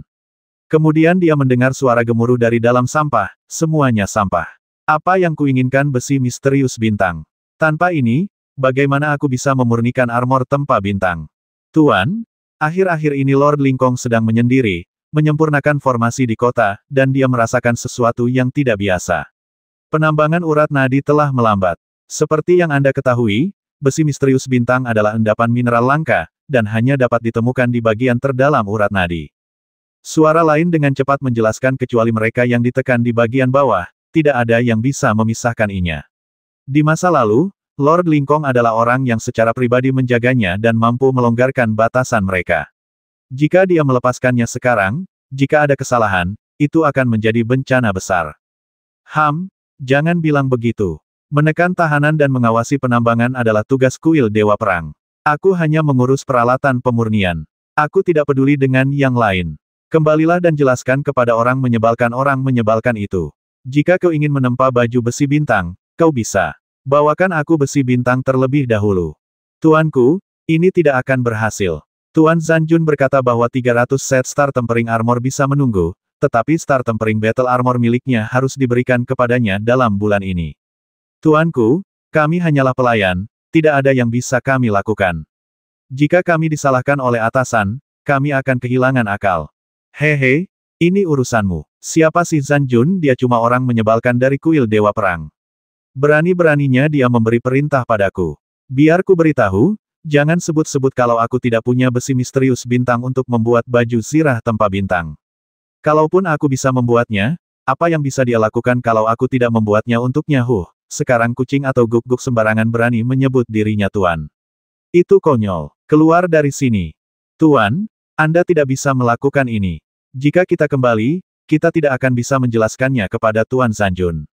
Terdengar suara panik seperti orang mengejar dari dalam. Kau tidak bisa menjelaskannya. Itu urusanmu. Apa hubungannya denganku? Keluar. Pintu ruang pemurnian tiba-tiba terbuka, dan dua orang yang tampak seperti tentara didorong keluar secara paksa oleh seorang pria paruh baya yang muram. Kemudian dengan suara bang, pintu ditutup. Dua prajurit berdiri di pintu dengan ekspresi getir dan tak berdaya di wajah mereka. Mereka hanyalah prajurit biasa di bawah kuil Dewa Perang. Urusan antara kedua kuil itu tidak ada hubungannya dengan mereka. Namun, dalam situasi saat ini, merekalah yang pertama kali menderita. Keduanya memohon di pintu lagi, tetapi tidak ada jawaban dari dalam. Mereka benar-benar kehabisan ide dan harus kembali dan melapor. Jika mereka membuat Lord God of War menunggu lebih lama lagi, itu mungkin tidak sesederhana hukuman. Tang Ao melihat semua ini dalam kegelapan. Jantungnya sedikit tergerak, matanya berbinar, dan cahaya bintang di tangannya menyala. Pertama-tama, ia menyusul kedua prajurit itu, lalu merasakan Fang Zong. Ia menyadari bahwa hanya ada pemurni senjata di dalam, jadi ia mencari kesempatan dan menyelinap ke dalam rumah. Dia menaruh kendi anggur kecil di atas balok, mengamati lagi situasi di dalam rumah, lalu pergi dengan cepat, mengikuti cahaya bintang yang telah dia pancarkan untuk mengikuti para prajurit, sampai ke depan sebuah rumah besar di kota barat. Ketika cahaya bintang itu berbalik, dia merasakan hembusan napas yang kuat datang dari dalam. Dilihat dari auranya, Zanjun ini setidaknya memiliki kultivasi spiritual tingkat kelima. Di kota, selain beberapa yang teratas, dia juga seorang master kelas 1. Dengan perubahan pikiran, dia melepaskan dinding luar dan memasuki aula dalam. Dia bersembunyi dalam kegelapan dan melihat ke dalam. Kedua prajurit itu baru saja masuk dan melaporkan situasinya. Suasana di seluruh aula langsung membeku, dan bahkan suhu di sekitarnya tampak turun beberapa derajat. Tiba-tiba, terdengar suara yang agung dan sombong. Apa yang kau katakan? Beraninya orang tua itu menindasku sampai sejauh ini. Apakah dia benar-benar berpikir bahwa aku tidak akan berani melakukan apapun padanya karena dia mendapat dukungan dari penguasa aula senjata ilahi? Star Tempering Armor telah tertunda selama setengah tahun. Berapa lama dia ingin menundanya? Yang mulia, dari apa yang saya lihat, Star Tempered Armor ini telah ditempa sejak tahun lalu. Kekurangan Star Mysterious Iron yang disebut-sebut itu hanyalah tindakan yang disengaja oleh Divine Weapon Hall. Setelah bertugas selama setahun, sumber dayanya sudah cukup. Yang mulia, dia tidak dengan sengaja menahan armor Anda, kan? Tiba-tiba terdengar suara jahat, berbicara jahat di samping Dewa Perang. Dasar orang menyebalkan tua, beraninya kau menindas barang-barangku. Cepat atau lambat, aku akan membuatnya berlutut di kakiku dan bersujud kepadaku serta mengakui kesalahannya. Zanjun benar-benar marah saat mendengarnya. Dengan suara bang, dia menghancurkan kursi di sebelahnya dan berkata dengan niat membasmi. Tuan, harap tenang dulu. Kalian berdua, turunlah dulu. Melihat ini, suara menyeramkan itu berkata dengan muram dari samping. Baiklah, saya pamit dulu. Mendengar ini, kedua prajurit itu buru-buru kabur seolah lega, takut kursi mereka akan menjadi sasaran berikutnya. Melihat betapa marahnya Tuan Zanjun hari ini, akan sulit untuk meredakan amarah jika satu atau dua orang tidak terbasmi. Setelah kedua prajurit itu pergi, suara menyeramkan itu berbisik di telinga Zanjun lagi. Tuan, sekarang adalah saat yang paling kritis. Istana senjata ilahi tampaknya telah menyadari sesuatu. Sebenarnya adalah hal yang baik bahwa mereka telah menyita barang-barang Anda. Oh, apa maksudmu? Selama aku tidak bisa mendapatkan Star Tempered Armor, kekuatan tempurku setidaknya akan turun satu level. Bagaimana mungkin itu bisa menjadi hal yang baik? Ekspresi Zhan Jun sedikit berubah, dan dia bertanya dengan tatapan bingung. Baginya, ini tidak sesederhana armor. Tuanku, pikirkanlah, karena para idiot itu sudah waspada, mereka pasti akan melakukan sesuatu pada baju zirah itu. Secara alami, baju zirah itu tidak terlihat pada hari kerja, tetapi jika terjadi kesalahan pada saat kritis, itu bukan masalah kecil. Suara yang menyeramkan itu menjelaskan. Dan sekarang, lelaki tua itu menahan Star Tempering Armor darimu. Pertama, kau tidak perlu khawatir tentang masalah apapun saat memakainya. Kedua, kita dapat menggunakan ini sebagai alasan untuk terus menguji tekanan pada Divine Weapon Palace, yang justru menguntungkan rencana kita. Semakin lama dia menunda, semakin baik alasan kita untuk bertindak. Haha, kamu benar-benar jahat dan kejam. Kamu bahkan bisa memikirkan metode seperti itu. Ya, itulah yang kumaksud. Aku hanya tidak tahu apakah lelaki tua ini benar-benar belum menyempurnakan Star Tempering Armor, atau sudah berhasil. Ketika Zhan Jun mendengar ini, dia tiba-tiba tertawa. Dia tidak bodoh. Dia langsung mengetahui hubungan utama antara keduanya. Tuan, tidak masalah apakah dia sudah memurnikannya atau belum. Tuan Lingkong sedang menyendiri sekarang, jadi kita bisa hentikan saja pasokan besi misterius bintang. Dengan cara ini, menurut apa yang dikatakan orang tua tadi, dia tidak bisa memurnikannya tanpa besi misterius.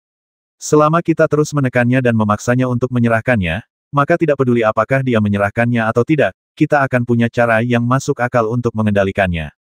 Pria jahat itu mencibir dan menceritakan seluruh rencananya. Jika mereka melakukan apa yang dikatakannya, para pemurni senjata di Aula Senjata Ilahi akan mendapat masalah. Baiklah, itu benar. Mari kita lakukan seperti yang kau katakan. Berikan perintah. Mulai hari ini, semua endapan mineral tingkat tinggi akan berhenti diserahkan ke Istana Senjata Ilahi.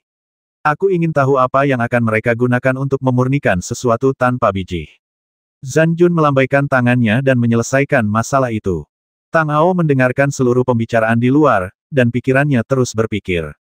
Dari apa yang dilihatnya sekarang, ketegangan antara kuil Dewa Perang dan kuil Senjata Ilahi telah mencapai puncaknya. Bahkan jika dia tidak mengambil tindakan, perang akan pecah cepat atau lambat. Bagi Balai Senjata Ilahi, terputusnya pasokan mineral di Balai Dewa Perang bagaikan restoran yang terputus pasokan anggurnya. Balai itu tidak dapat beroperasi secara normal sama sekali dan tidak dapat memurnikan senjata dan barang-barang terkait lainnya. Tentu saja, para penyuling senjata ini akan kehilangan hal-hal yang mereka andalkan untuk bertahan hidup. Aula Senjata Ilahi tentu saja akan melawan pada saat itu, tetapi jika masalah ini dibiarkan terungkap selangkah demi selangkah, mungkin akan memakan waktu lama untuk berkembang, dan Tang Ao tidak punya banyak waktu, jadi rencana pembasmian harus dilanjutkan seperti biasa. Ia berpikir dalam hatinya bahwa pasukan perang baru saja memberinya kesempatan seperti itu. Jika kedua prajurit itu keluar, mereka pasti akan mengungkapkan beberapa rahasia. Tang Ao segera menuntaskan rencananya. Sementara kedua orang di rumah itu berbincang, ia bergegas ke halaman belakang. Setelah mencari-cari, ia menemukan kamar tempat Zhan Jun biasa tidur. Ia mengeluarkan akal sehatnya dan menjelajahinya. Kemudian dia menemukan seorang wanita di dalam rumah. Dengan sedikit gerakan di dalam hatinya, dia mengendalikan cahaya bintang dan menjatuhkannya terlebih dahulu. Kemudian dia membuka pintu dan menyelinap masuk. Sekilas, dia melihat seorang wanita cantik dan anggun berbaring di atas meja di dalam ruangan. Alisnya sedikit mengernyit. Wanita itu mengenakan kain kasa merah muda, memperlihatkan sebagian besar kulitnya yang seputih salju. Meskipun dia berbaring di meja, dia tetap tidak bisa menyembunyikan naik turunnya dadanya yang mengerikan. Melihat penampilannya, Anda dapat mengetahui orang macam apa Zhan Jun itu.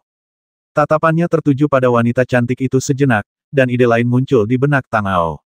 Dia mencari di seluruh ruangan dan menemukan sesuatu yang tampak seperti lencana pinggang. Dia meletakkannya di tangannya, lalu pergi dengan cepat dan langsung kembali ke rumah keluarga Luo. Setelah menemukan kelelawar darah itu, Tang Ao berkata langsung kepadanya, "Senior, ada sesuatu yang ingin saya minta bantuan Anda. Jika Anda bisa melakukannya, kota ini akan segera kacau, dan tindakan kita dapat dilancarkan selangkah lebih maju." "Oh, tampaknya kau bertambah banyak saat keluar malam ini. Katakan padaku, apa yang kau ingin aku lakukan untukmu?" Kelelawar darah itu berkata dengan nada menggoda. Mendengar hal ini, Tang Ao menceritakan secara rinci apa yang telah dilihat dan didengarnya selama perjalanan ini, lalu melanjutkan, "Senior, saya rasa ini adalah kesempatan yang bagus bagi kita. Jika kita bisa membuat Zan Jun keluar secara langsung dan berhadapan langsung dengan para penyuling senjata dari Aula Senjata Dewa, dan jika dia meninggal keesokan harinya setelah dia pergi, saya rasa masalah ini tidak akan pernah dijelaskan, dan para penyuling senjata lainnya pasti tidak akan membiarkan orang-orang dari Aula Dewa Perang menjaga mereka lagi. Cek-cek, bocah, idemu bagus, tetapi kamu juga mengatakan bahwa Zan Jun setidaknya berada di level ke-5 atau ke-6 alam ilahi.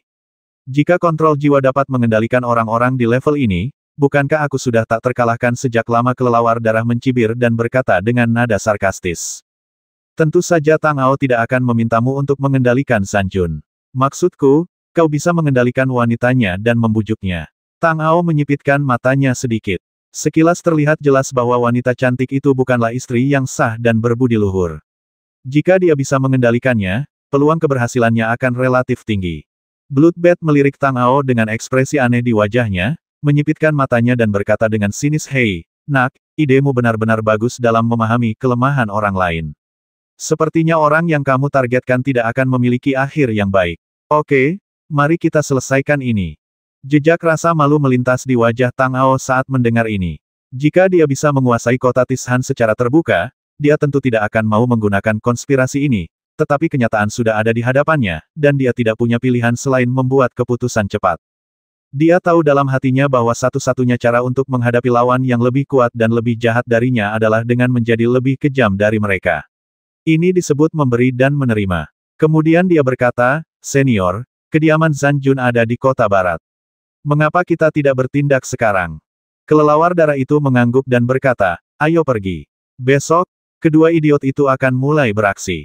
Saat dia berbicara, sosoknya berubah menjadi cahaya merah dan terbang keluar dengan cepat.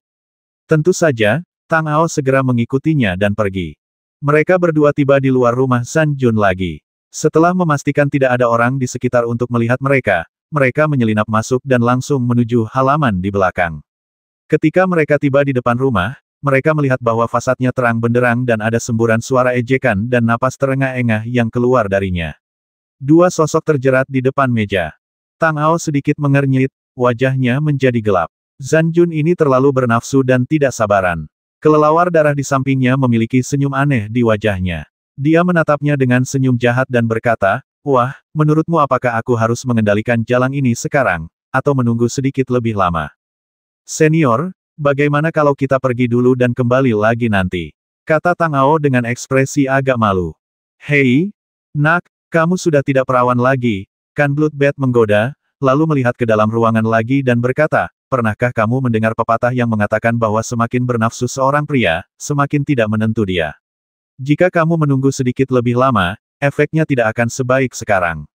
Tang Ao tertegun sejenak saat mendengar itu, lalu ia melihat kelelawar darah itu mencibir dan berkata, "Sekarang adalah waktu terbaik." Kemudian ia melihat gas hitam samar muncul dari tubuhnya, dan napas dingin itu meledak dan menghilang ke dalam rumah. Setelah beberapa saat, suara terengah-engah di dalam menjadi lebih intens, dan sosok yang awalnya berada di lantai bawah ruangan itu tiba-tiba berbalik dan naik ke tempat tidur. Kemudian terdengar teriakan keras, yang tiba-tiba berhenti, dan kemudian suara marah Zan Jun keluar. "Apa yang kamu lakukan?" "Tuan, saya sedang merasa sedikit tidak enak badan. Mari kita berhenti di sini hari ini." Sebuah suara wanita yang lembut terdengar dengan sedikit nada kesal. "Apa kau mencari kematian? Apa maksudmu dengan hampir sampai kemarilah?" kata Zan Jun dengan marah. "Tuanku, aku telah mengikutimu begitu lama, dan aku selalu melayanimu dengan sepenuh hati, percaya bahwa kau adalah pahlawan terhebat di dunia. Namun sekarang siapapun dapat menindasmu, dan aku merasa sangat kasihan padamu." Dari mana kau mendengar omong kosong ini? Siapapun yang berani menunggangi kepalaku, berarti mencari kematian, kan?" teriak Zan Jun dengan keras. "Hari ini saya keluar ke jalan dan mendengar dua orang pembantu mengatakan hal-hal buruk tentang Anda, Tuan. Saya ingin berdebat dengan mereka, tetapi mereka mempermalukan saya. Mereka membawa pengawal. Sebagai seorang wanita, saya tidak berani berdebat dengan mereka, jadi saya harus menerimanya." Wanita itu terisak saat melanjutkan, "Bukan apa-apa kalau saya dizalimi, tapi apa yang mereka katakan tentang Anda, Tuan, sungguh terlalu kasar. Anak buah Anda melindungi mereka. Kalau mereka adalah orang-orang Anda sendiri, apakah mereka masih akan menganggap Anda serius? Siapa yang berani menjelek-jelekkanku di belakangku dan menindasku? Apa kau tidak ingin hidup?" Aura pembasmi tiba-tiba muncul di ruangan itu. Zan Jun sangat marah. Ada yang berani menindas wanitanya di jalan dan mengatakan hal-hal buruk tentangnya. Bukankah ini sama saja dengan menamparkan wajahnya? Saya tidak tahu siapa mereka, tetapi dari apa yang mereka katakan, mereka sepertinya menyebutkan sesuatu seperti Star Tempering Armor, dan mereka juga mengatakan bahwa jika Anda menginginkannya, Anda harus memohon dengan berlutut. Wanita itu mengubah nadanya dan berkata dengan hati-hati, "Tuan, menurut Anda siapa orang-orang ini?" Dasar orang menyebalkan tua, tunggu saja aku, cepat atau lambat aku akan menghadapimu. Setelah mendengar ini, bagaimana mungkin Zhan Jun tidak tahu siapa yang sedang dibicarakan wanita itu? Tuan, apakah saya mengatakan sesuatu yang salah dan membuat Anda kesulitan? Saya pantas mati. Tuan, tolong jangan marah lagi. Wanita itu mengalihkan pembicaraan. Itu bukan urusanmu, orang pembawa sial, kalau kau tidak memberitahuku, aku tidak akan tahu, orang menyebalkan tua ini benar-benar menahan barang-barangku. Nah, kau ingin aku datang kepadamu dan memohon padamu, kan aku akan datang besok. Kata Zhan Jun dengan suara berat. Tuanku, lupakan saja, orang-orang dari istana senjata ilahi itu tidak mudah dihadapi. Mari kita istirahat saja. Anda belum datang, kan biarkan saya melayani Anda dengan baik. Wanita itu berkata dengan nada yang sangat menawan. Keluar, aku tidak punya pikiran untuk itu sekarang. Kata Zhan Jun, dia berdiri, mengenakan pakaiannya, membuka pintu dan berjalan keluar. Tuan, ini sudah malam, mau kemana? Terdengar suara halus seorang wanita dari dalam rumah, namun tidak ada jawaban. Tang Ao dan Bloodbath telah bersembunyi dalam kegelapan untuk waktu yang lama, memperhatikan Zhan Jun pergi, dan kemudian berjalan keluar dengan senyum aneh di wajahnya. Bloodbath berkata kepadanya, "Wah, bagaimana dengan ini? Sudah kubilang, sekarang adalah waktu terbaik. Wow, Zhan Jun ini, sangat bagus, sangat bagus." Senior, bukankah ini terlalu? Alis Tang Ao menghitam. Apa yang dikatakan wanita tadi semuanya dikendalikan oleh kelelawar darah. Hehe, itu bukan apa-apa. Aku masih punya lagi. Apa kau mau mencoba? Dia masih di sana, telanjang, tepat pada saat yang tepat untuk bersikap menawan. Kelelawar darah itu tertawa aneh dan berkata kepada Tang Ao dengan wajah jahat. Baiklah, sekarang sudah selesai, ayo kita pergi. Kita masih punya anggur yang harus disimpan. Tang Ao tampak malu. Dia berbalik dan menghilang ke arah kota, menghilang dalam sekejap mata. Kelelawar darah itu melihat sosok Tang Ao yang pergi, tertawa aneh, lalu berubah menjadi lampu merah dan mengikutinya. Mereka berdua berkeliling kota sepanjang malam, dan setelah menghabiskan lebih dari 20 botol anggur, mereka kembali ke keluarga Luo. Semuanya sudah diatur, dan mereka tinggal menunggu wabah. Keesokan paginya, tukang daging dan Shen Wuzong saling berhadapan di halaman belakang. Ketika Tang Ao tiba, tukang daging itu pertama-tama berkata kepadanya, "Tang Ao, apakah kamu menyiapkan semuanya tadi malam? Hari ini aku akan membuatnya mengakui bahwa dia orang menyebalkan." Hehe, dasar tukang daging bau, tunggu sampai kau menang dulu. Shen Wuzong mencibir dan berkata kepada Tang Ao, "Bagaimana, apakah kau siap?" "Dua senior, aku sudah menaruh barang-barang itu di kota. Namun, tidak ada gunanya bersaing denganmu. Aku sudah menaruh semuanya di tempat-tempat di mana pengurus menara samsara di kota berada. Jika kalian bisa menyingkirkan semuanya pada saat yang sama, bukankah itu lebih baik?" Tang Ao menatap mereka berdua sambil tersenyum dan mengatakan apa yang ada dalam pikirannya. Mari kita selesaikan masalah ini, kurasa aku belum cukup membasmi orang. Kau pria bernama Shen, mari kita lihat apakah kau bisa membasmi seseorang hanya dengan melihatku seperti seorang wanita. Pembasmi Nangui itu mendengus dingin dan menatap Shen Wuzong dengan jijik. Jumlah orang yang mati di tanganku tidak kurang dari jumlah Nangui yang mati di tanganmu sebagai tukang daging. Berhenti bicara omong kosong dan ayo pergi. Kata Shen Wuzong sambil mencibir, dan sosoknya melintas dan dia menghilang.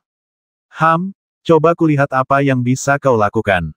Kata tukang jagal Nangui, lalu menghilang dalam sekejap, namun ke arah sebaliknya. Melihat mereka berdua sudah bertindak, Tang Ao merasa sedikit lebih tenang. Keduanya adalah Master Top, jadi mereka tentu tidak akan membuat kesalahan besar. Awalnya dia berencana untuk membasmi mereka menggunakan metode kuil Dewa Perang, untuk menyampaikan petunjuk. Namun, sekarang Zhan Jun ada di depan, melakukan hal itu akan terlalu berlebihan, jadi Tang Ao tidak memberikan terlalu banyak instruksi dan menyuruh keduanya untuk melakukannya saja. Ia berencana untuk kembali ke kamp militer terlebih dahulu untuk melapor tugas agar semuanya sempurna. Namun saat dia hendak pergi, Mentian menghentikannya dengan ekspresi tertekan di wajahnya dan berkata, Saudara Tang, kamu tidak cukup setia kali ini. Tang Ao tertegun sejenak setelah mendengar ini. Dia menatap Mentian dengan bingung dan bertanya, Saudara Mentian, mengapa kamu mengatakan ini? Bukankah kita sudah sepakat tentang ini? Mentian menatap wajah Tang Ao dan berkata, ya, kami sepakat bahwa aku akan bertindak bersama mereka, tetapi sekarang ini telah menjadi persaingan di antara mereka berdua. Ini tidak ada hubungannya denganku. Aku masih harus tinggal di sini. Apakah menurutmu kau tidak cukup setia? Ketika Tang Ao mendengar ini, dia tersenyum getir dalam hatinya. Perhatiannya sepenuhnya terfokus pada perselisihan antara tukang daging dan Shen Wuzong, dan dia telah melupakan Mantian. Jadi dia berkata, Saudara Mantian, bukan berarti aku tidak ingin kamu pergi bersama kami. Kamu melihat apa yang terjadi kemarin. Itu benar-benar tidak pantas. Apa yang harus kulakukan sekarang? Haruskah aku tetap tinggal di sini? Aku tidak tahan lagi. Kalau tahu ini akan terjadi, aku akan pergi bersama si tampan dan yang lainnya. Bagaimana dengan ini, Saudara Mantian? Aku akan pergi ke kamp militer hari ini untuk menanyakan lebih lanjut dan melihat apakah ada kesempatan bagimu untuk pergi bersamaku. Tang Ao memikirkannya dan masih merasa bahwa jika Mantian dikurung di rumah seperti ini, sesuatu akan terjadi cepat atau lambat, jadi dia mengatakan ini. Kakak Tang, kamu serius? Jangan bohongi aku kali ini. Mendengar ini, wajah Mantian langsung menunjukkan ekspresi gembira dan dia berkata dengan penuh semangat. Tentu saja itu benar, dan jangan khawatir, Saudara Mantian. Setelah hari ini, kota akan kacau dalam waktu paling lama 2 hari. Akan ada banyak tempat di mana kita harus mengambil tindakan di masa mendatang. Tang Ao mengangguk dengan serius dan semakin menghibur Mantian. Saya merasa lega dengan kata-katamu, Saudara Tang. Silakan dan segera kembali, kata Mantian dengan suasana hati yang baik. Saudara Mantian, tunggu saja kabar baikku. Tang Ao tersenyum tipis, lalu ia segera meninggalkan keluarga Luo dan menuju ke kamp penjaga kota. Ketika ia tiba di gerbang, ia melihat bahwa para penjaga telah berganti. Ia mengeluarkan lencana kamte di tubuhnya dan langsung masuk. Tepat setelah tiba di kamp, dia ingin melapor kepada Kapten Qi, tetapi dihentikan oleh Chu Zongyuan, yang menariknya ke samping dan berkata, Saudara Luo, mengapa Anda ada di sini hari ini? Bukankah Kapten Qi mengatakan bahwa Anda tidak perlu datang beberapa hari ini? Sebaiknya Anda segera kembali. Tang Ao sedikit mengernyit dan bertanya pada Chu Zongyuan, Kakak Chu, apa yang terjadi? Aku kembali kemarin dan melaporkan kejadian itu kepada pamanku. Pamanku memintaku untuk kembali hari ini. Kupikir aku tidak akan melakukan apapun di rumah, jadi sebaiknya aku kembali dan berjalan-jalan serta membiasakan diri dengan tempat itu. Hei, kamu baru saja tiba di sini, jadi kamu belum tahu beberapa hal. Aku mendengarnya saat aku kembali pagi ini. Tadi malam, Tuan Zanjun dari kuil Dewa Perang marah dan mengerahkan orang-orang dari Kam Jiasi. Pagi-pagi sekali, mereka menuju kota timur. Kami belum menerima perintah apapun, tetapi kami mungkin harus pergi ke sana cepat atau lambat. Chu Zongyuan berkata dengan raut wajah khawatir. Tuan Zanjun memiliki temperamen yang sangat buruk. Biasanya, bahkan jika Jenderal Song melihatnya, dia tidak akan pernah berani lalai. Kali ini dia memimpin pasukannya langsung ke Dongcheng, sesuatu yang besar pasti akan terjadi. Dongcheng, apakah ada masalah di sana? Hati Tang Ao sedikit tergerak, tetapi wajahnya tetap tanpa ekspresi. Dia berpura-pura tidak tahu apa-apa tentang pertarungan itu dan bertanya. Kau tidak tahu ini? Mata Chu Zongyuan berkilat kaget, dan dia berkata kepada Tang Ao dengan tidak percaya. Kota Tishan terbagi menjadi 5 wilayah timur, selatan, barat, dan utara. Kota utara sebagian besar dihuni oleh orang-orang biasa di kota itu, pengusaha kaya, dan sejenisnya. Bukankah keluarga Luomu ada di kota utara? Sedangkan untuk kota barat, kota itu selalu misterius. Selain itu, kota itu terletak di daerah terpencil, jadi hanya sedikit orang yang pergi ke sana. Kudengar semua orang yang tinggal di sana aneh dan eksentrik. Sedangkan untuk 2 kota yang tersisa di Tenggara, satu dikendalikan oleh Balai Senjata Ilahi, tempat semua ahli pemurnian senjata berada, dan yang lainnya dikendalikan oleh Balai Dewa Perang, tempat semua ahli tinggal. Jangan khawatir tentang urat mineral, itu namanya daerah pegunungan. Coba pikirkan, kali ini, Tuan Zanjun memimpin pasukannya langsung ke kota timur. Ini adalah peristiwa besar yang belum pernah terjadi sebelumnya. Mungkin akan ada pertempuran. Siapa yang akan memulainya? Pasti kita, para prajurit kecil. Jadi, sekarang selagi tidak ada yang tahu kau kembali, cepatlah kembali ke rumah pamanmu di North City, dan kembalilah setelah ini selesai. Apakah ini serius? Meskipun hubungan antara kuil Dewa Perang dan kuil Senjata Ilahi selalu buruk, mereka seharusnya tidak bertarung secara terang-terangan, bukan? Jika itu terjadi di masa lalu, tentu saja itu tidak akan terjadi, tetapi sekarang situasinya berbeda. Aku khawatir menara samsara ini akan berubah. Kamu dan aku harus berhati-hati sebisa mungkin, kata Chu Zongyuan dengan ekspresi sedih di wajahnya. Saudara Chu, karena aku sudah di sini, aku tidak akan kembali. Jika ada sesuatu yang Anda butuhkan dan aku tidak di sini, akan sulit untuk menjelaskannya. Dan jika situasinya benar-benar seperti ini, aku tidak dapat menghindarinya apapun yang terjadi. Lebih baik mengambil keputusan lebih awal.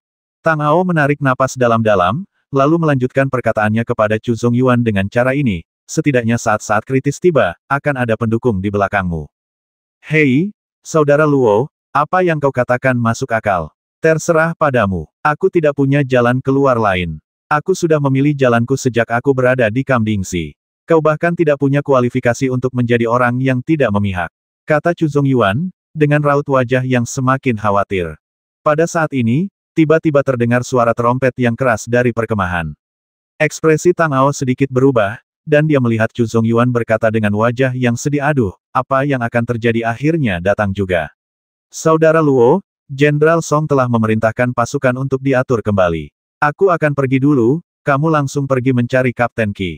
Tang Ao mengangguk tanpa berkata apa-apa lagi. Ia melihat Chu Zongyuan pergi dengan wajah sedih, lalu berjalan menuju tenda Kapten Qi. Saat ia keluar, ia memberi hormat kepada para penjaga dan berkata, silakan masuk dan beritahu kedua saudara itu bahwa Luo Xing ada di sini untuk melapor. Tunggu sebentar, tak satu pun dari kedua penjaga itu ada di sana kemarin, jadi mereka belum pernah melihat Tang Ao. Pria di sebelah kiri berkata dengan ekspresi dingin. Setelah beberapa saat, prajurit yang masuk untuk melapor keluar dan berkata, Kapten Qi meminta Anda untuk masuk, jadi silakan tinggalkan semua senjata Anda. Tang Ao merentangkan tangannya untuk menunjukkan bahwa dia tidak membawa senjata apapun. Penjaga itu kemudian mengizinkannya masuk. Ketika dia tiba di tenda militer, dia melihat lebih dari selusin orang yang tampak seperti perwira berdiri di sana. Masing-masing dari mereka memiliki ekspresi serius. Kapten Qi sedang memberi perintah di atas. Melihat Tang Ao datang, Kapten Qi melambaikan tangannya dan meminta para perwira untuk pergi, lalu berkata kepadanya, Luo Xing, kemarilah, ada sesuatu yang ingin kukatakan padamu. Tang Ao berjalan mendekatinya dengan tenang dan berkata, Paman Qi, jika Anda punya instruksi, Luo Xing akan melewati api dan air untuk Anda. Tidak masalah, silakan duduk dulu. Kapten Qi melambaikan tangannya dan duduk di kursi pertama. Ia melanjutkan, Wakil Jenderal Kuil Dewa Perang Zhan Jun mengumpulkan orang-orang dari Kamjiazi pagi ini dan pergi ke kota timur. Mereka mengepung bengkel penyulingan senjata milik Master Gu, ahli penyulingan senjata dari Kuil Senjata Ilahi. Tujuan sebenarnya tidak diketahui. Mendengar ini, Tang Ao berpura-pura sedikit mengernyit dan berkata, Paman Qi, Istana Senjata Ilahi dan Istana Dewa Perang keduanya adalah salah satu dari 9 istana reinkarnasi. Tuan Zhan Jun, apakah Anda tidak takut menyebabkan kemarahan para petinggi dan hukuman dengan melakukan ini? Selain itu, kota Tishan sebagian besar didasarkan pada senjata ilahi, dan Dewa Perang hanyalah seorang penjaga. Beraninya Anda melakukan ini. Alasannya sulit dijelaskan sekarang, jadi aku memintamu melakukan sesuatu untukku, kata Kapten Qi sambil menatap Tang Ao. Paman Qi, jika Anda membutuhkan saya untuk melakukan sesuatu, katakan saja. Hati Tang Ao sedikit tergerak. Dia merasa bahwa apa yang diinginkan Kapten Qi bukanlah tugas yang mudah. Aku ingin kau pergi ke kota barat. Kau tidak perlu melakukan banyak hal. Pergi saja dan lihat apakah ada pergerakan yang tidak biasa di sana, lalu kembali dan laporkan padaku. Kau mengerti? Kapten Qi menyipitkan matanya sedikit, dengan ekspresi serius dan dingin. Kota barat Paman Qi, kudengar dari Chu Zongyuan bahwa tempat itu tidak berpenghuni, tetapi ada beberapa orang aneh yang tinggal di sana. Apa yang akan kita selidiki di sana? Pikiran Tang Ao berubah. Pada saat ini, Kapten Qi memintanya untuk pergi ke kota barat untuk melihat situasi di sana. Satu-satunya kemungkinan adalah bahwa markas Knights of Judgment ada di sana. Alasan spesifiknya adalah sesuatu yang bisa kau ketahui sekarang. Kau hanya perlu melakukan apa yang kukatakan. Jangan ajukan pertanyaan yang tidak seharusnya kau ajukan. Saat waktunya tiba bagimu untuk mengetahuinya, kau akan mengetahuinya dengan sendirinya. Di antara semua orang asing di Kamding, aku hanya mempercayaimu. Jangan mengecewakanku, kata Kapten Qi, dengan sedikit rasa penting dan sedikit ancaman di antara kedua alisnya. Ya, aku mengerti. Aku akan segera melakukannya. Setelah mendengar ini, Tang Ao sudah mengambil keputusan dan berkata dengan tegas. Baiklah, silakan. Jika kamu berhasil menyelesaikan misi ini, kamu bisa dipromosikan menjadi kapten tim pengawalku. Kapten Qi mengangguk tanpa ekspresi, menatap Tang Ao dengan mata yang dalam. Terima kasih, Paman Qi. Tang Ao berkata, lalu pamit dan berjalan keluar. Ia kemudian berjalan langsung keluar dari kamp militer, sambil merasakan apakah ada orang yang mengikutinya. Baru setelah kembali ke kota, ia kembali ke keluarga Luo dan memanggil Mantian dan Bloodbath. Dia berkata kepada mereka berdua senior, saudara Mantian, rencana kita berhasil. Saya memperkirakan markas besar Ksatria Penghakiman mungkin berada di kota barat, jadi saya ingin merepotkan Anda untuk mencari tahu informasi spesifiknya. Situasi di distrik Sikeng tidak jelas dan rumit. Mungkin ada sejumlah besar penjaga rahasia dan ahli yang bersembunyi di sana. Jika Tang Ao menyelinap masuk secara langsung, tentu saja tidak akan ada masalah. Namun, sekarang dia memiliki identitas yang jelas di kota itu dan telah ditugaskan oleh Kapten Qi untuk menyelidiki. Setelah sampai di sana, ia harus mengungkap jejaknya dan membiarkan orang-orang melihatnya. Setiap gerakan kecil akan terlihat. Di saat hubungan di kota ini sedang dalam kondisi yang paling rapuh, hal sekecil apapun bisa menjadi sangat besar. Ditambah lagi dengan beberapa orang dengan motif tersembunyi yang melakukannya dengan sengaja, identitasnya akan mudah terbongkar. Dengan begitu, semua yang telah ia lakukan sebelumnya akan sia-sia, dan ia akan berada dalam bahaya. Oleh karena itu, dia tidak dapat melakukannya sendiri dan harus menyerahkannya kepada Mantian dan Bloodbath. Awalnya, meminta Shen Wuzong untuk mengambil tindakan akan menjadi pilihan terbaik, tetapi dia bertaruh dengan pembasmi Nangui dan sekarang keduanya tidak ada di sini, jadi tidak ada yang bisa dia lakukan. Kelelawar darah itu memiliki keterampilan rahasia yang aneh, tetapi Tang Ao tidak khawatir dia akan ketahuan. Meskipun Mantian diberkahi dengan kekuatan guntur surgawi, tidak ada yang bisa menandinginya dalam hal kecepatan. Namun di satu sisi, dia adalah seorang kultivator fisik dan tidak memiliki keterampilan rahasia. Di sisi lain, dia telah terjebak dalam keluarga Luo begitu lama sehingga amarahnya yang tidak sabaran dapat berkobar kapan saja. Begitu dia menemukan sesuatu, dia cenderung bertindak impulsif. Jika itu terjadi, itu akan menjadi bencana besar. Jadi setelah penjelasan singkat tentang situasinya, Tang Ao secara khusus memberi instruksi kepada Mantian saudara Mantian, kali ini Anda pergi bersama senior Sue, yang terpenting adalah menemukan lokasi pasti markas besar Ksatria Penghakiman. Jangan mengekspos diri Anda, dan lebih baik lagi, Anda lebih suka tidak menemukannya. Apakah Anda mengerti? Hei, saudara Tang, jangan khawatir, aku akan mengikutimu saat itu, dan aku berjanji tidak akan berjalan-jalan atau bergerak. Kata Mantian dengan percaya diri. Baiklah, tanpa basa-basi lagi, para senior, saudara Mantian, mari kita berangkat sekarang. Tang Ao mengangguk tanpa mengatakan apapun lagi. Setelah mereka bertiga meninggalkan keluarga Luo, mereka berpisah. Tang Ao langsung menuju distrik kota barat dari jalan utama, sementara Bloodbath dan Mantian pergi diam-diam dari sisi lain. Jika mereka melewati kota timur perlahan-lahan, itu masih akan memakan waktu. Kekuatan Tang Ao di kota Tishan hanya berada di level ke-7 body tempering. Bahkan jika dia bergegas dengan kecepatan penuh, dia tidak akan bisa pergi kemanapun dengan cepat. Kapten Qi langsung menyerahkan masalah penting seperti itu kepadanya. Dia tidak tahu apakah ada ujian dalam hal ini, jadi dia bertindak dengan hati-hati. Butuh waktu setengah jam untuk akhirnya mencapai bagian luar distrik kota barat. Tempat ini memang sangat berbeda dari tempat-tempat lain. Di persimpangan kedua distrik tersebut, sebenarnya ada tembok kota, hanya menyisakan pos gerbang kecil untuk dilewati orang. Meskipun tidak ada penjaga di sini, hanya ada satu jalan masuk. Dapat diprediksi bahwa setiap orang yang berjalan melewati sini akan menjadi sasaran orang-orang dari distrik kota barat. Namun, ini sebenarnya hal yang baik bagi Tang Ao. Sebelum datang ke sini, dia masih memikirkan bagaimana dia bisa menyembunyikan jejaknya dan tidak membiarkan penjaga rahasia di sini menemukannya. Sekarang dia tidak perlu terlalu banyak memikirkan masalah ini. Saya melewati pos jaga dan tiba di distrik kota barat. Saya melihat ke dalam dan melihat bahwa tempat ini benar-benar berbeda dari distrik kota lainnya. Ada bangunan-bangunan rendah di sekelilingnya, bahkan tidak ada rumah kayu berlantai 2. Jalan-jalannya juga sangat sempit dan sederhana, hanya diaspal dengan kerikil. Di tempat seperti ini, hampir mustahil untuk menutupi jejak seseorang di level ke-7 body tempering. Tang Ao memperkirakan bahwa karena Kapten Qi memintanya untuk datang dan melihat apakah ada sesuatu yang tidak biasa di sini dan kemudian kembali untuk melapor, jelaslah bahwa dia tahu dia akan datang dan tidak mungkin dia tidak akan ketahuan. Dengan cara ini, dia tentu saja tidak perlu melakukan pekerjaan yang tidak berguna. Dia hanya melangkah dan berjalan ke kota di sepanjang satu-satunya jalan berkerikil setelah gua kota. Ketika dia melewati rumah kayu kecil pertama, Tang Ao merasakan suasana suram yang berasal darinya. Jantungnya bergerak sedikit, dan dia bisa merasakan ada sesuatu yang aneh di dalam, yang tampak seperti manusia, tetapi juga tampak bukan. Dia tidak ingin melepaskan persepsinya dengan gegabah. Bagaimana jika pihak lain memiliki cara misterius untuk mendeteksi persepsinya, itu akan buruk. Terus berjalan maju, Tang Ao bisa merasakan suasana yang sama sekali berbeda terpancar dari setiap rumah kayu yang dilewatinya. Setelah melewati puluhan rumah, hatinya menjadi lebih berat. Dia pernah mendengar dari Chu Zongyuan sebelumnya bahwa semua orang yang tinggal di kota barat itu aneh, tetapi dia tidak menganggapnya serius.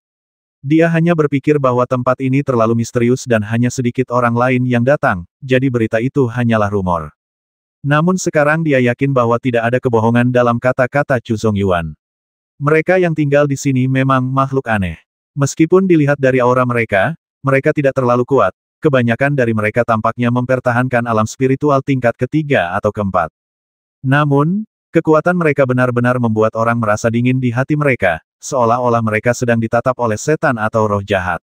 Setelah mencapai ujung jalan, Tang Ao berhenti. Meskipun masih ada jalan di depan, rumah-rumah itu sudah tidak ada lagi. Yang tersisa hanyalah hutan lebat yang terhubung dengan jalan setapak yang sempit. Jika dia masuk lebih dalam, itu tidak pantas untuk identitasnya saat ini. Jadi tanpa ragu-ragu, dia berbalik dan menuju ke arah asalnya, ingin segera pergi dari sini. Bukan karena dia takut dengan monster-monster di rumah-rumah itu, tetapi dia khawatir tinggal di sana terlalu lama akan menimbulkan lebih banyak masalah. Bagaimana jika orang di rumah itu tidak tahan dengan kesendirian dan lari mencari masalah untuknya pada saat itu, dia akan berada dalam dilema apakah akan mengambil tindakan atau tidak. Saat dia berpikir dalam benaknya, dia mempercepat langkahnya. Tepat ketika dia sampai di tengah jalan, aura suram dan aneh tiba-tiba muncul dari rumah-rumah di kedua sisi, dan kemudian dia melihat semburan udara hitam bergegas ke arahnya. Matanya sedikit berkedip, dan tanpa sadar dia ingin langsung berlari menuju gua kota. Sayangnya, dia masih selangkah terlalu lambat. Kabut tebal muncul di depannya, menghalangi jalannya. Udara hitam mengelilinginya, dan sepasang mata merah menyala di dalamnya. Hehe, dasar bocah kecil yang lucu, kamu orang asing. Kamu dari mana kamu mau adikmu bermain denganmu? Suara perempuan yang tajam dan asing tiba-tiba muncul dari udara hitam, membawa hawa dingin yang membuat orang merinding. Wanita tua, apa yang ingin kau lakukan? Biar ku beritahu, akulah orang pertama yang melihat orang ini, dan akulah orang pertama yang akan memakannya. Suara lain yang sama anehnya, tetapi itu milik seorang pria tua, berkata dengan nada yang menakutkan. Orang tua, apakah kamu sudah hidup terlalu lama dan sudah bosan hidup kamu bahkan berani mencuri bisnisku? Suara wanita itu terdengar menyeramkan. Apa kau pikir aku takut padamu? Paling buruk, kita bisa bertarung saja. Suara tua itu berkata tanpa rasa takut atau niat untuk mundur. Orang tua, kau mencari kematian. Suara wanita itu tiba-tiba menjadi mendesak, dan dia meraung keras. Udara hitam tiba-tiba berguncang, dan embusan angin bergulung, langsung menuju udara hitam tempat suara lelaki tua itu berasal. Pertarungan tampaknya tak terelakkan. Pada saat ini, suara laki-laki lain yang sedikit lebih normal dari kedua suara lainnya berkata, "Yah, kalian berdua sudah berusia hampir 1000 tahun, dan kalian masih bertingkah tidak terkendali di depan generasi muda. Apa kalian tidak merasa malu?" Begitu suara ini muncul, seperti jarum ajaib yang menstabilkan laut, dan dua suara lainnya berhenti. Namun kemudian, Tang Ao merasakan hembusan angin dingin tiba-tiba bertiup di sekelilingnya, seolah-olah ada suasana seram, dan ada juga suara-suara aneh yang padat dan berbisik. Setelah mengamatinya sejenak, Tang Ao menyadari bahwa sedikitnya ada lusinan benda di sekelilingnya dan mengamatinya. Saat ia sedang berpikir, suara yang menenangkan laut itu tiba-tiba berkata kepadanya, "Wah, siapakah kamu? Dari mana asalmu? Mengapa kamu datang ke sini? Apakah seseorang mengirimmu ke sini? Atau apakah kamu mengambil jalan yang salah? Jangan takut. Katakan saja yang sebenarnya." Untuk menjawab pertanyaanmu, senior, aku adalah seorang prajurit dari Batalion Dingzi dari pengawal kota. Kapten Qi yang mengirimku ke sini. Kata Tang Ao pura-pura takut. Omong kosong, dasar bocah kecil tidak jujur. Kami sudah melihat semua anak buah Qi. Siapa kau? Katakan yang sebenarnya. Kata-kata Tang Ao baru saja terucap ketika dia mendengar suara lelaki tua itu tiba-tiba berteriak, dan pada saat yang sama embusan angin bertiup kencang. Gelombang udara dingin yang disertai tekanan yang luar biasa dan aura dingin yang mengerikan menyelimuti Tang Ao, seolah-olah mencoba menciptakan rasa takut di dalam hatinya terlebih dahulu, lalu membuatnya mengakui kebenaran. Namun, Tang Ao merasa bahwa orang ini tampaknya hanya ingin mencari alasan untuk memakannya, jadi dia menyimpulkan lagi dalam hatinya bahwa mereka semua adalah monster. Senior, saya mengatakan yang sebenarnya. Saya baru saja mendapat kehormatan bergabung dengan pasukan penjaga kota dan berada di bawah komando Kapten Qi. Saya punya kartu identitas untuk membuktikannya, kata Tang Ao sambil mengeluarkan lencana pinggang Kamte dan menunjukkannya dengan kedua tangan. Hehehe, orang tua, apakah kamu melihatnya dengan jelas ini adalah lencana penjaga kota? Kamu ingin memakannya, bisakah kamu melakukannya? Haha. Setelah Tang Ao mengeluarkan lencana itu, dia teringat tawa aneh wanita itu yang menyombongkan diri. Dasar jalang, jangan terlalu puas diri. Karena dia anggota garda kota, aku tidak bisa menghadapinya. Dan lupakan saja tentang mendapatkan sehelai rambut pun dari Menara Timur, kata suara tua itu dengan enggan. Hehe, dasar orang tua, kita beda. Aku tidak mau memotong-motong anak laki-laki tampan ini dan memasaknya. Sebaliknya, aku ingin memberinya kenikmatan yang belum pernah ia dapatkan sebelumnya. Selama anak laki-laki tampan ini mau, ia boleh tinggal. Suara wanita itu dipenuhi dengan senyum sinis. Terselubung kabut tebal, Tang Ao tidak dapat melihat apapun di luar dengan mata telanjangnya, dan dia tidak dapat memancarkan persepsinya, jadi dia hanya dapat sedikit menyimpulkan seberapa kuat mereka melalui aura yang bocor dari udara hitam. Mendengar suara wanita itu, dia tidak bisa menahan diri untuk tidak merinding. Kata-kata monster ini terdengar menjijikkan. Ternyata bukan hanya dia yang merasa jijik, tetapi monster lain juga merasakan hal yang sama, terutama suara tua itu, yang berbicara tanpa ampun. Haha, apa yang bisa kau berikan pada bocah kecil ini? Benda tua yang sudah berusia hampir 500 tahun kecuali dia hampir gila, dia akan tinggal bersamamu dengan sukarela. Kurasa kau sudah terlalu lama di sini dan tidak tahan dengan kesendirian. Tikus bau di puncak kota itu sangat cocok untukmu. Orang tua, jika kau berani mengatakan sepatah kata lagi, aku akan melawanmu sampai mati hari ini. Suara wanita itu tiba-tiba menjadi lebih ganas. Tidak peduli seperti apa wanita di dunia ini, seberapa cakap mereka, atau seberapa aneh mereka, hanya ada satu hal yang sama bagi mereka. Artinya, mereka sama sekali tidak tahan jika ada orang yang berani menyebut usia mereka, apalagi langsung menyebut mereka orang tua. Ini adalah titik lemah setiap wanita. Melihat suara wanita dan suara pria tua itu hampir meledak, suara lain terdengar lagi, menyela mereka. Baiklah, berhenti berdebat. Apa kau mencoba mempermalukan dirimu sendiri? Suara itu menoleh ke Tang Ao dan bertanya, anak kecil, kau bilang Qi yang mengirimmu ke sini. Apa kau punya bukti? Kartu identitas saja tidak cukup untuk menjelaskan masalah ini, dan tidak cukup bagi kami untuk melepaskanmu. Melapor ke senior, Kapten Qi memintaku untuk datang dan melihat, lihat di sini, kata Tang Ao dengan ekspresi palsu ketakutan dan keraguan di wajahnya. Tetapi dia berpikir cepat dalam hatinya, jika monster-monster ini tidak melepaskannya, haruskah dia mengambil tindakan? Lihat ke sini, apa yang kau lihat sudah kubilang, kau tidak perlu takut. Katakan saja yang sebenarnya dan aku akan membiarkanmu pergi. Suara itu terus bertanya. Kapten Qi memintaku untuk datang dan melihat apakah ada yang tidak biasa di sini. Setelah selesai mencari, aku akan segera kembali dan melapor, kata Tang Ao tanpa mengubah ekspresinya. Tidak normal dia tidak bertugas sebagai kapten di Batalion Dingxi, tetapi datang ke daerah kota Guanxi. Apakah dia bosan hidup? Ada sedikit amarah, penghinaan, dan penghinaan dalam suara itu, dan itu diucapkan dengan cara yang sangat mendominasi. Aku tidak tahu, tetapi pagi ini, Tuan Zanjun dari kuil Dewa Perang membawa Kam Ding ke distrik Dongcheng.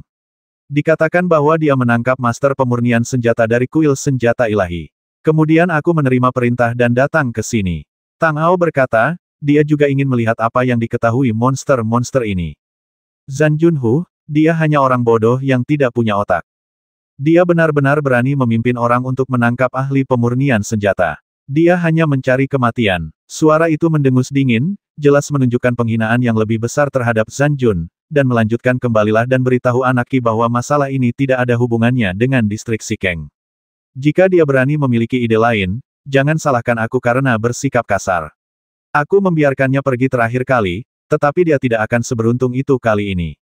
Tang Ao merasa sedikit lega saat mendengarnya. Setidaknya sekarang dia tidak perlu melakukan apapun dan bisa pergi. Namun, Saat dia hendak mengucapkan terima kasih dan bergegas pergi, suara wanita itu tiba-tiba berkata, "Tunggu, kamu tidak bisa pergi begitu saja." "Wanita tua, apa yang ingin kau lakukan sekarang? Apakah kau lupa?" Aturan suara tua itu berbicara dengan nada mengancam dan muram. "Orang tua, tidak perlu bicara omong kosong. Aku lebih tahu aturannya daripada kamu. Tapi kita berbeda. Selama anak laki-laki tampan itu bersedia tinggal, masalah ini tidak ada hubungannya denganku." Suara wanita itu berkata, dan kemudian udara hitam bergetar dan jatuh ke arah Tang Ao. Begitu gas hitam itu menyentuh tanah, gas itu perlahan menghilang, pertama-tama memperlihatkan sepasang betis terbuka seputih salju, lalu perlahan-lahan memperlihatkan paha seputih salju. Seorang wanita yang sangat cantik berjalan keluar dari sana dengan anggun dan menawan di wajahnya. "Anak kecil yang tampan, karena kamu sudah di sini, mengapa kamu tidak tinggal selama 2 hari lagi dan bersenang-senang sebelum pergi? Aku belum pernah melihat anak kecil semanis kamu selama bertahun-tahun. Jika kamu bersedia, aku bisa melakukan apapun yang kamu inginkan." "Haha, wanita tua, kau melakukannya lagi." Suara tua itu tertawa tegas dengan nada sarkastis.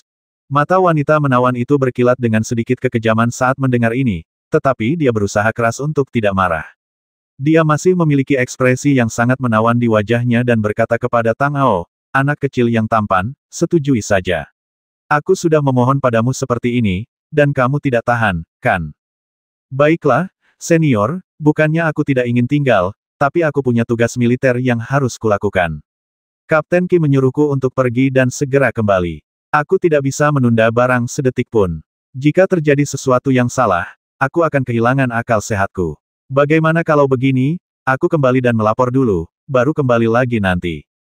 Hati Tang Ao sedikit mencelos, tetapi dia menatap wanita menawan itu tanpa ekspresi apapun di wajahnya dan berbicara dengan bijaksana. "Kau dengar itu? Wanita tua orang lain tidak peduli padamu. Haha, kau lebih menyukai mereka hanya karena mereka masih muda. Apa kau pikir kau masih cantik tak tertandingi seperti dulu?" Suara tua itu sekali lagi mencibir tanpa ampun. "Cukup, orang tua. Aku akan membasmimu." Ekspresi wajah wanita itu tiba-tiba berubah, dan dia meraung dengan cara yang sangat ganas dan menakutkan.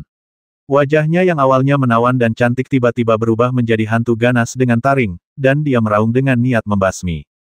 "Apakah kau pikir aku takut padamu?" Udara hitam tempat suara tua itu berasal bergetar tiba-tiba, lalu seorang lelaki tua bungkuk dengan rambut dan janggut putih muncul dari sana, memegang tongkat kayu merah tua di tangannya dan menatap roh jahat perempuan itu dengan ekspresi dingin dan mengejek di wajahnya.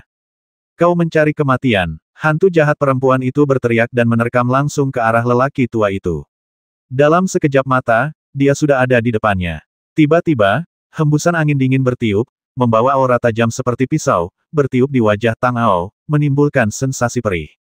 "Kau datang tepat waktu." Lelaki tua itu tertawa terbahak-bahak, dan tiba-tiba muncul cahaya merah yang menyilaukan di sekujur tubuhnya. Jiwa-jiwa yang tak terhitung jumlahnya dan hantu-hantu jahat berjuang dan meratap di dalamnya. Ia mengambil tongkat kayu berwarna merah darah di tangannya dan memukul hantu jahat perempuan itu dengan tongkat itu. Garis merah pun muncul. Tubuh hantu perempuan itu bertabrakan dengan sutra, membuat suara bang yang teredam. Kemudian kuku-kuku di 10 jari hantu perempuan itu membengkak tertiup angin dan langsung berubah menjadi cakar yang mengerikan. Cakar-cakar itu jatuh pada cahaya merah, seperti pisau tajam yang merobek kain merah, dan benar-benar menghancurkannya menjadi berkeping-keping dalam sekejap mata. Tubuhnya terus menerkam lelaki tua itu dan mencengkeram kepalanya dengan satu cakar. Cek-cek, cakar hantu yang ganas sekali. "Lihat tongkat sihir penghisap darahku." Lelaki tua itu tertawa aneh, mengambil tongkat kayu merah tua di tangannya dan menghantamkannya dengan keras ke arah hantu perempuan itu. Cahaya merah menyala di tongkat itu, membawa aura pembasmi yang kuat. Dengan suara bang yang tumpul, hantu jahat perempuan dan lelaki tua itu mundur beberapa langkah pada saat yang bersamaan. Dalam pertarungan ini, tak satu pun dari mereka yang menang. Tepat ketika mereka hendak melanjutkan pertarungan, tubuh mereka bergetar pada saat yang sama, dan kemudian mereka tiba-tiba menoleh untuk melihat ke arah pegunungan dan hutan yang lebih dalam, seolah-olah sesuatu yang sangat penting telah terjadi di sana, menarik perhatian mereka, dan mereka bahkan tidak peduli dengan pertempuran hidup dan mati. Hati Tang Ao mencelos saat melihat ini. Yang paling dikhawatirkannya sekarang tentu saja sesuatu terjadi pada Mantian, yang menarik perhatian orang-orang aneh ini. Meskipun kekuatan mereka tidak cukup untuk mengancam Mantian, mereka mungkin bisa menghentikannya. Jika kedua belah pihak bertarung dan orang-orang kuat lainnya di kota itu melihat dan bergegas, mengungkap identitas mereka akan menjadi satu hal, dan akan sangat sulit untuk melarikan diri. Saat dia memikirkannya, dia mendengar suara lain berkata, sepertinya ada kilatan petir di sana. Berhentilah membuat masalah dan pergilah ke sana dan lihatlah. Kemudian, dia tiba-tiba berkata kepada Tang Ao, anak kecil, ingat apa yang baru saja kukatakan. Kembalilah dan katakan pada Kiboy apa yang kukatakan. Apakah kau mengerti? Junior mengerti, terima kasih senior. Ekspresi Tang Ao tetap tidak berubah, tetapi hatinya kacau. Guntur menyambar di langit, siapa lagi kalau bukan Mantian. Angin kencang tiba-tiba bertiup di sekitar, dan udara hitam serta kabut berkumpul bersama dan bergegas menuju hutan. Mata Tang Ao berkilat, dan dia ragu-ragu apakah akan pergi dan melihatnya. Setelah memikirkannya, dia akhirnya memilih untuk mempercayai Mantian dan kelelawar darah. Dia berbalik dan segera menuju ke arah Dingying. Dia pertama-tama melaporkan situasi di sini kepada Kapten Qi untuk melihat apa rencananya selanjutnya. Jika ada kesempatan, Tang Ao akan menemukan cara untuk melarikan diri dan pergi ke hutan untuk melihatnya. Dia segera bergegas kembali ke pos jaga kota dan tiba di tenda Kapten Qi. Meskipun sudah lama sejak trompet dibunyikan, dia masih belum pergi. Ketika dia melihat Tang Ao kembali, dia langsung bertanya dengan cemas, bagaimana perjalananmu, apa yang kamu lihat? Melapor pada kapten, aku melihatnya. Pikiran Tang Ao berubah, dan tidaklah tepat untuk mengatakannya secara langsung tentang apa yang dilihatnya dari ketiga monster itu. Ceritakan saja apa yang kau lihat. Kenapa kau ragu-ragu? Kapten Qi merasa cemas. Melihatnya ragu-ragu seperti ini, dia langsung berkata dengan tegas. Paman Qi, aku melihat 3 orang aneh. Mereka menghentikanku. Salah satu dari mereka memintaku untuk menyampaikan pesan kepadamu. Tang Ao berkata langsung saat ini. Apa yang dia minta kamu katakan padaku? Mata Kapten Qi berkilat, seolah-olah dia telah memikirkan sesuatu, dan ada sedikit ketakutan tersembunyi di matanya. Dia menyuruhku untuk memberi tahu Kapten Qi agar berhenti memikirkan hal-hal yang tidak seharusnya dipikirkan. Apa yang terjadi di sini tidak ada hubungannya dengan mereka. Jika kau melakukannya lagi, kata Tang Ao sambil diam-diam mengamati perubahan ekspresi Kapten Qi. Apapun yang aku katakan, aku akan mengatakannya sekaligus. Kata Kapten Qi dengan marah. Dia bilang kalau kamu punya pikiran lain, dia tidak akan sopan. Monster-monster tua itu sangat kuat dan menjadi ancaman besar bagi Kapten Qi. Selain itu, karena status khusus mereka, beberapa tahun yang lalu dia secara tidak sengaja memasuki salah satu dari mereka dan disiksa selama lebih dari setengah bulan. Jika dia tidak ditemukan oleh Jenderal Song secara kebetulan, dia mungkin sudah menjadi monster yang sama. Selama bertahun-tahun, dengan promosi Jenderal Song, statusnya di ketentaraan terus meningkat, dan kini ia telah dipromosikan ke posisi kapten. Berkat beberapa hal yang ia pelajari dari para monster tua di masa lalu, ia telah mencapai tingkat kultivasi pertama. Pada posisinya saat ini, ia bisa saja memanjat dengan sepenuh hati atau berkonsentrasi pada latihan bela diri untuk mencapai alam yang lebih tinggi. Namun, ia telah terhalang oleh apa yang terjadi di masa lalu, dan itu telah menjadi duri dalam dagingnya. Ini juga merupakan alasan mendasar mengapa kekuatannya tidak dapat melangkah lebih jauh. Untuk tujuan ini, dia telah diam-diam mengirim orang untuk menyelinap ke distrik Sikeng berkali-kali, mencoba menemukan kelemahan monster-monster tua itu. Bahkan jika dia tidak bisa membasmi mereka, dia harus mengetahui semua rahasia di balik mereka. Hanya dengan cara ini dia bisa merasa tenang dan menyingkirkan ibel dalam dirinya, tetapi tidak ada yang kembali hidup-hidup. Kali ini dia mengirim Luo Xing tanpa banyak harapan, tetapi dia tidak menyangka bahwa Luo Xing akan kembali hidup-hidup dan membawakannya kata-kata dari monster-monster tua itu. Kapten Qi mengerutkan kening, dan cahaya dingin melintas di matanya. Arti kata-kata itu bukanlah hal yang baik baginya. Pikiran-pikiran jahat dan jahat yang tak terhitung jumlahnya melintas di benaknya, tetapi Kapten Qi tetap tenang. Dengan ekspresi kagum, dia tersenyum pada Tang Ao dan berkata, Luo Xing, kamu telah melakukan pekerjaan yang hebat dalam masalah ini.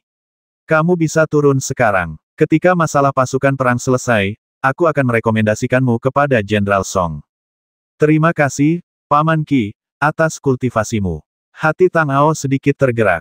Para monster tua di distrik Sikeng itu tampaknya sangat akrab dengan Kapten Qi. Mereka pasti memiliki hubungan yang lebih dalam di antara mereka sebelumnya. Dilihat dari penampilannya, itu mungkin bukan hal yang baik, atau mungkin ada tujuan lain untuk membiarkannya pergi kali ini. Memikirkan hal ini, Tang Ao mengamati ekspresi di antara alis dan mata Kapten Qi, dan terus bertanya Paman Qi, bagaimana situasi di distrik Dongcheng. Ekspresi Kapten Qi berubah, dia menatap Tang Ao dan berkata dengan tenang masalah ini tidak ada hubungannya denganmu, dan tentu saja atasan akan menanganinya. Fokus saja pada urusanmu sendiri. Ada banyak perubahan di ketentaraan dalam beberapa hari terakhir, jadi sebaiknya kamu kembali dulu, jangan muncul, dan tunggu kabar dariku. Hati Tang Ao sedikit mencelos saat mendengar ini, tetapi ekspresinya tetap tidak berubah saat dia berkata dengan hormat, baiklah, saya mengerti. Saya permisi dulu. Kapten Qi melambaikan tangannya dan tidak berkata apa-apa lagi. Setelah Tang Ao keluar dari tenda, dia tidak langsung pergi. Dia melihat sekeliling dan menemukan Chu Zongyuan terlebih dahulu. Dia menariknya ke samping dan berkata, Saudara Chu, bisakah kamu berbicara denganku sebentar? Kakak Luo, kenapa kau kembali bukankah Kapten Qi memintamu untuk? Chu Zongyuan baru saja berbicara ketika matanya berkedip dan dia melihat sekeliling. Kemudian dia berkata dengan ekspresi waspada ini bukan tempat untuk berbicara. Ikutlah denganku. Tang Ao mengangguk dan mengikuti Chu Zongyuan. Keduanya berjalan keluar dari barak dan tiba di sebuah bar di kota. Mereka menemukan tempat terpencil untuk duduk dan memesan anggur dan daging. Kemudian dia berkata, Saudara Luo, bagaimana Anda bisa lolos dari perjalanan ini? Saudara Chu, tolong jangan sebutkan itu. Saya hampir mati di distrik Xikeng. Untungnya, saya memiliki lencana Ding Xiying, jadi saya menyelamatkan hidup saya. Tang Ao berpura-pura menunjukkan ketakutan yang masih ada di wajahnya, dan menatap Chu Zongyuan dan berkata, Saudara Chu, apa yang terjadi? Chu Zongyuan menghela napas dan berbisik kepada Tang Ao, kamu tidak berada di ketentaraan, jadi kamu tidak tahu. Keributan besar terjadi di kota timur. Meskipun tokoh-tokoh besar dari Aula Senjata Ilahi dan Aula Dewa Perang maju untuk menekannya, hubungan antara kedua aula itu telah hancur. Kudengar bahwa Kem A telah menempatkan mata-mata di Kem B dan Kem D, menunggu saat kritis untuk menusuk kita dari belakang. Sekarang semua orang di Kem D dalam bahaya, dan tidak seorang pun tahu apakah mereka akan dibasmi secara tiba-tiba.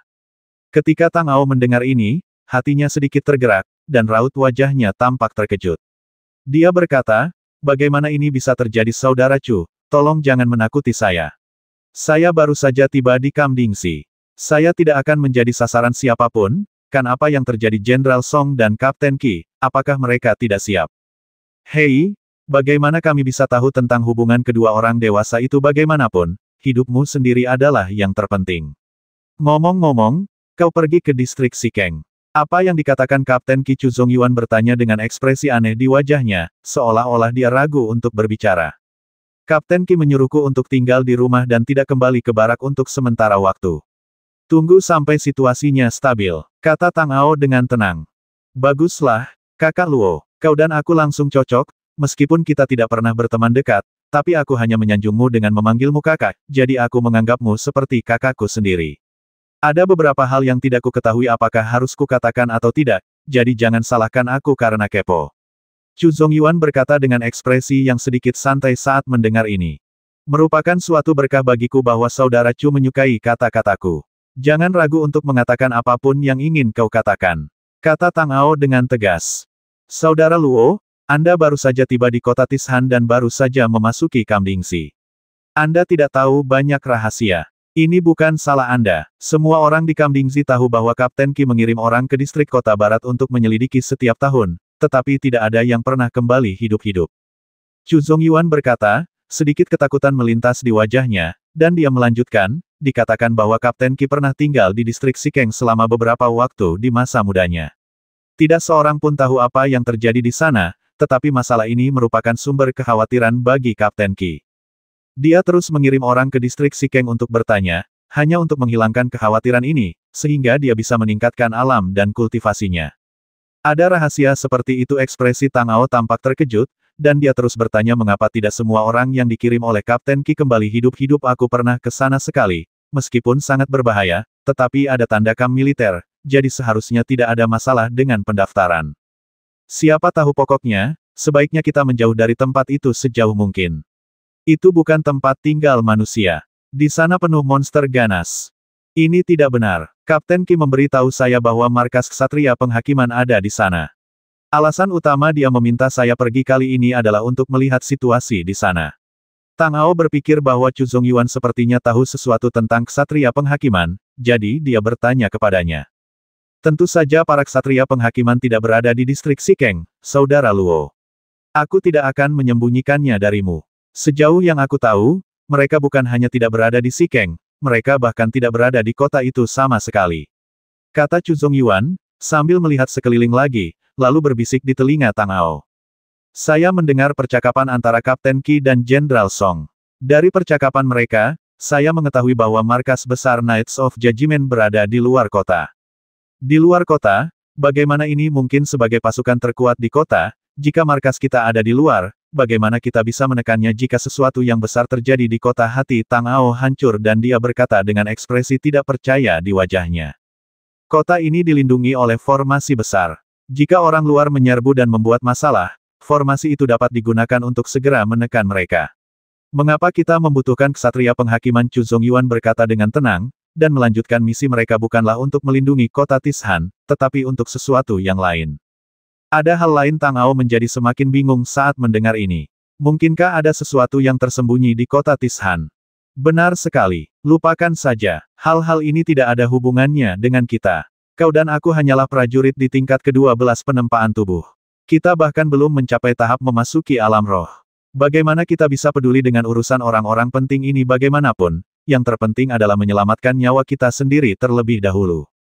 Chu Zongyuan mengalihkan topik pembicaraan dan berhenti bicara. Ia berkata, Kapten Qi memintamu untuk tidak kembali ke barak untuk sementara waktu.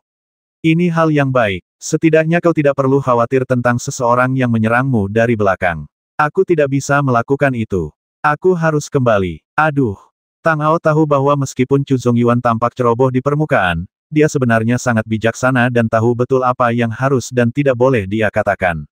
Jika dia memaksakan ciuman itu lagi, itu mungkin akan menimbulkan kecurigaannya, jadi dia tidak mengatakan apa-apa lagi dan terus minum bersamanya. Keduanya mengobrol sebentar sebelum mereka berpisah.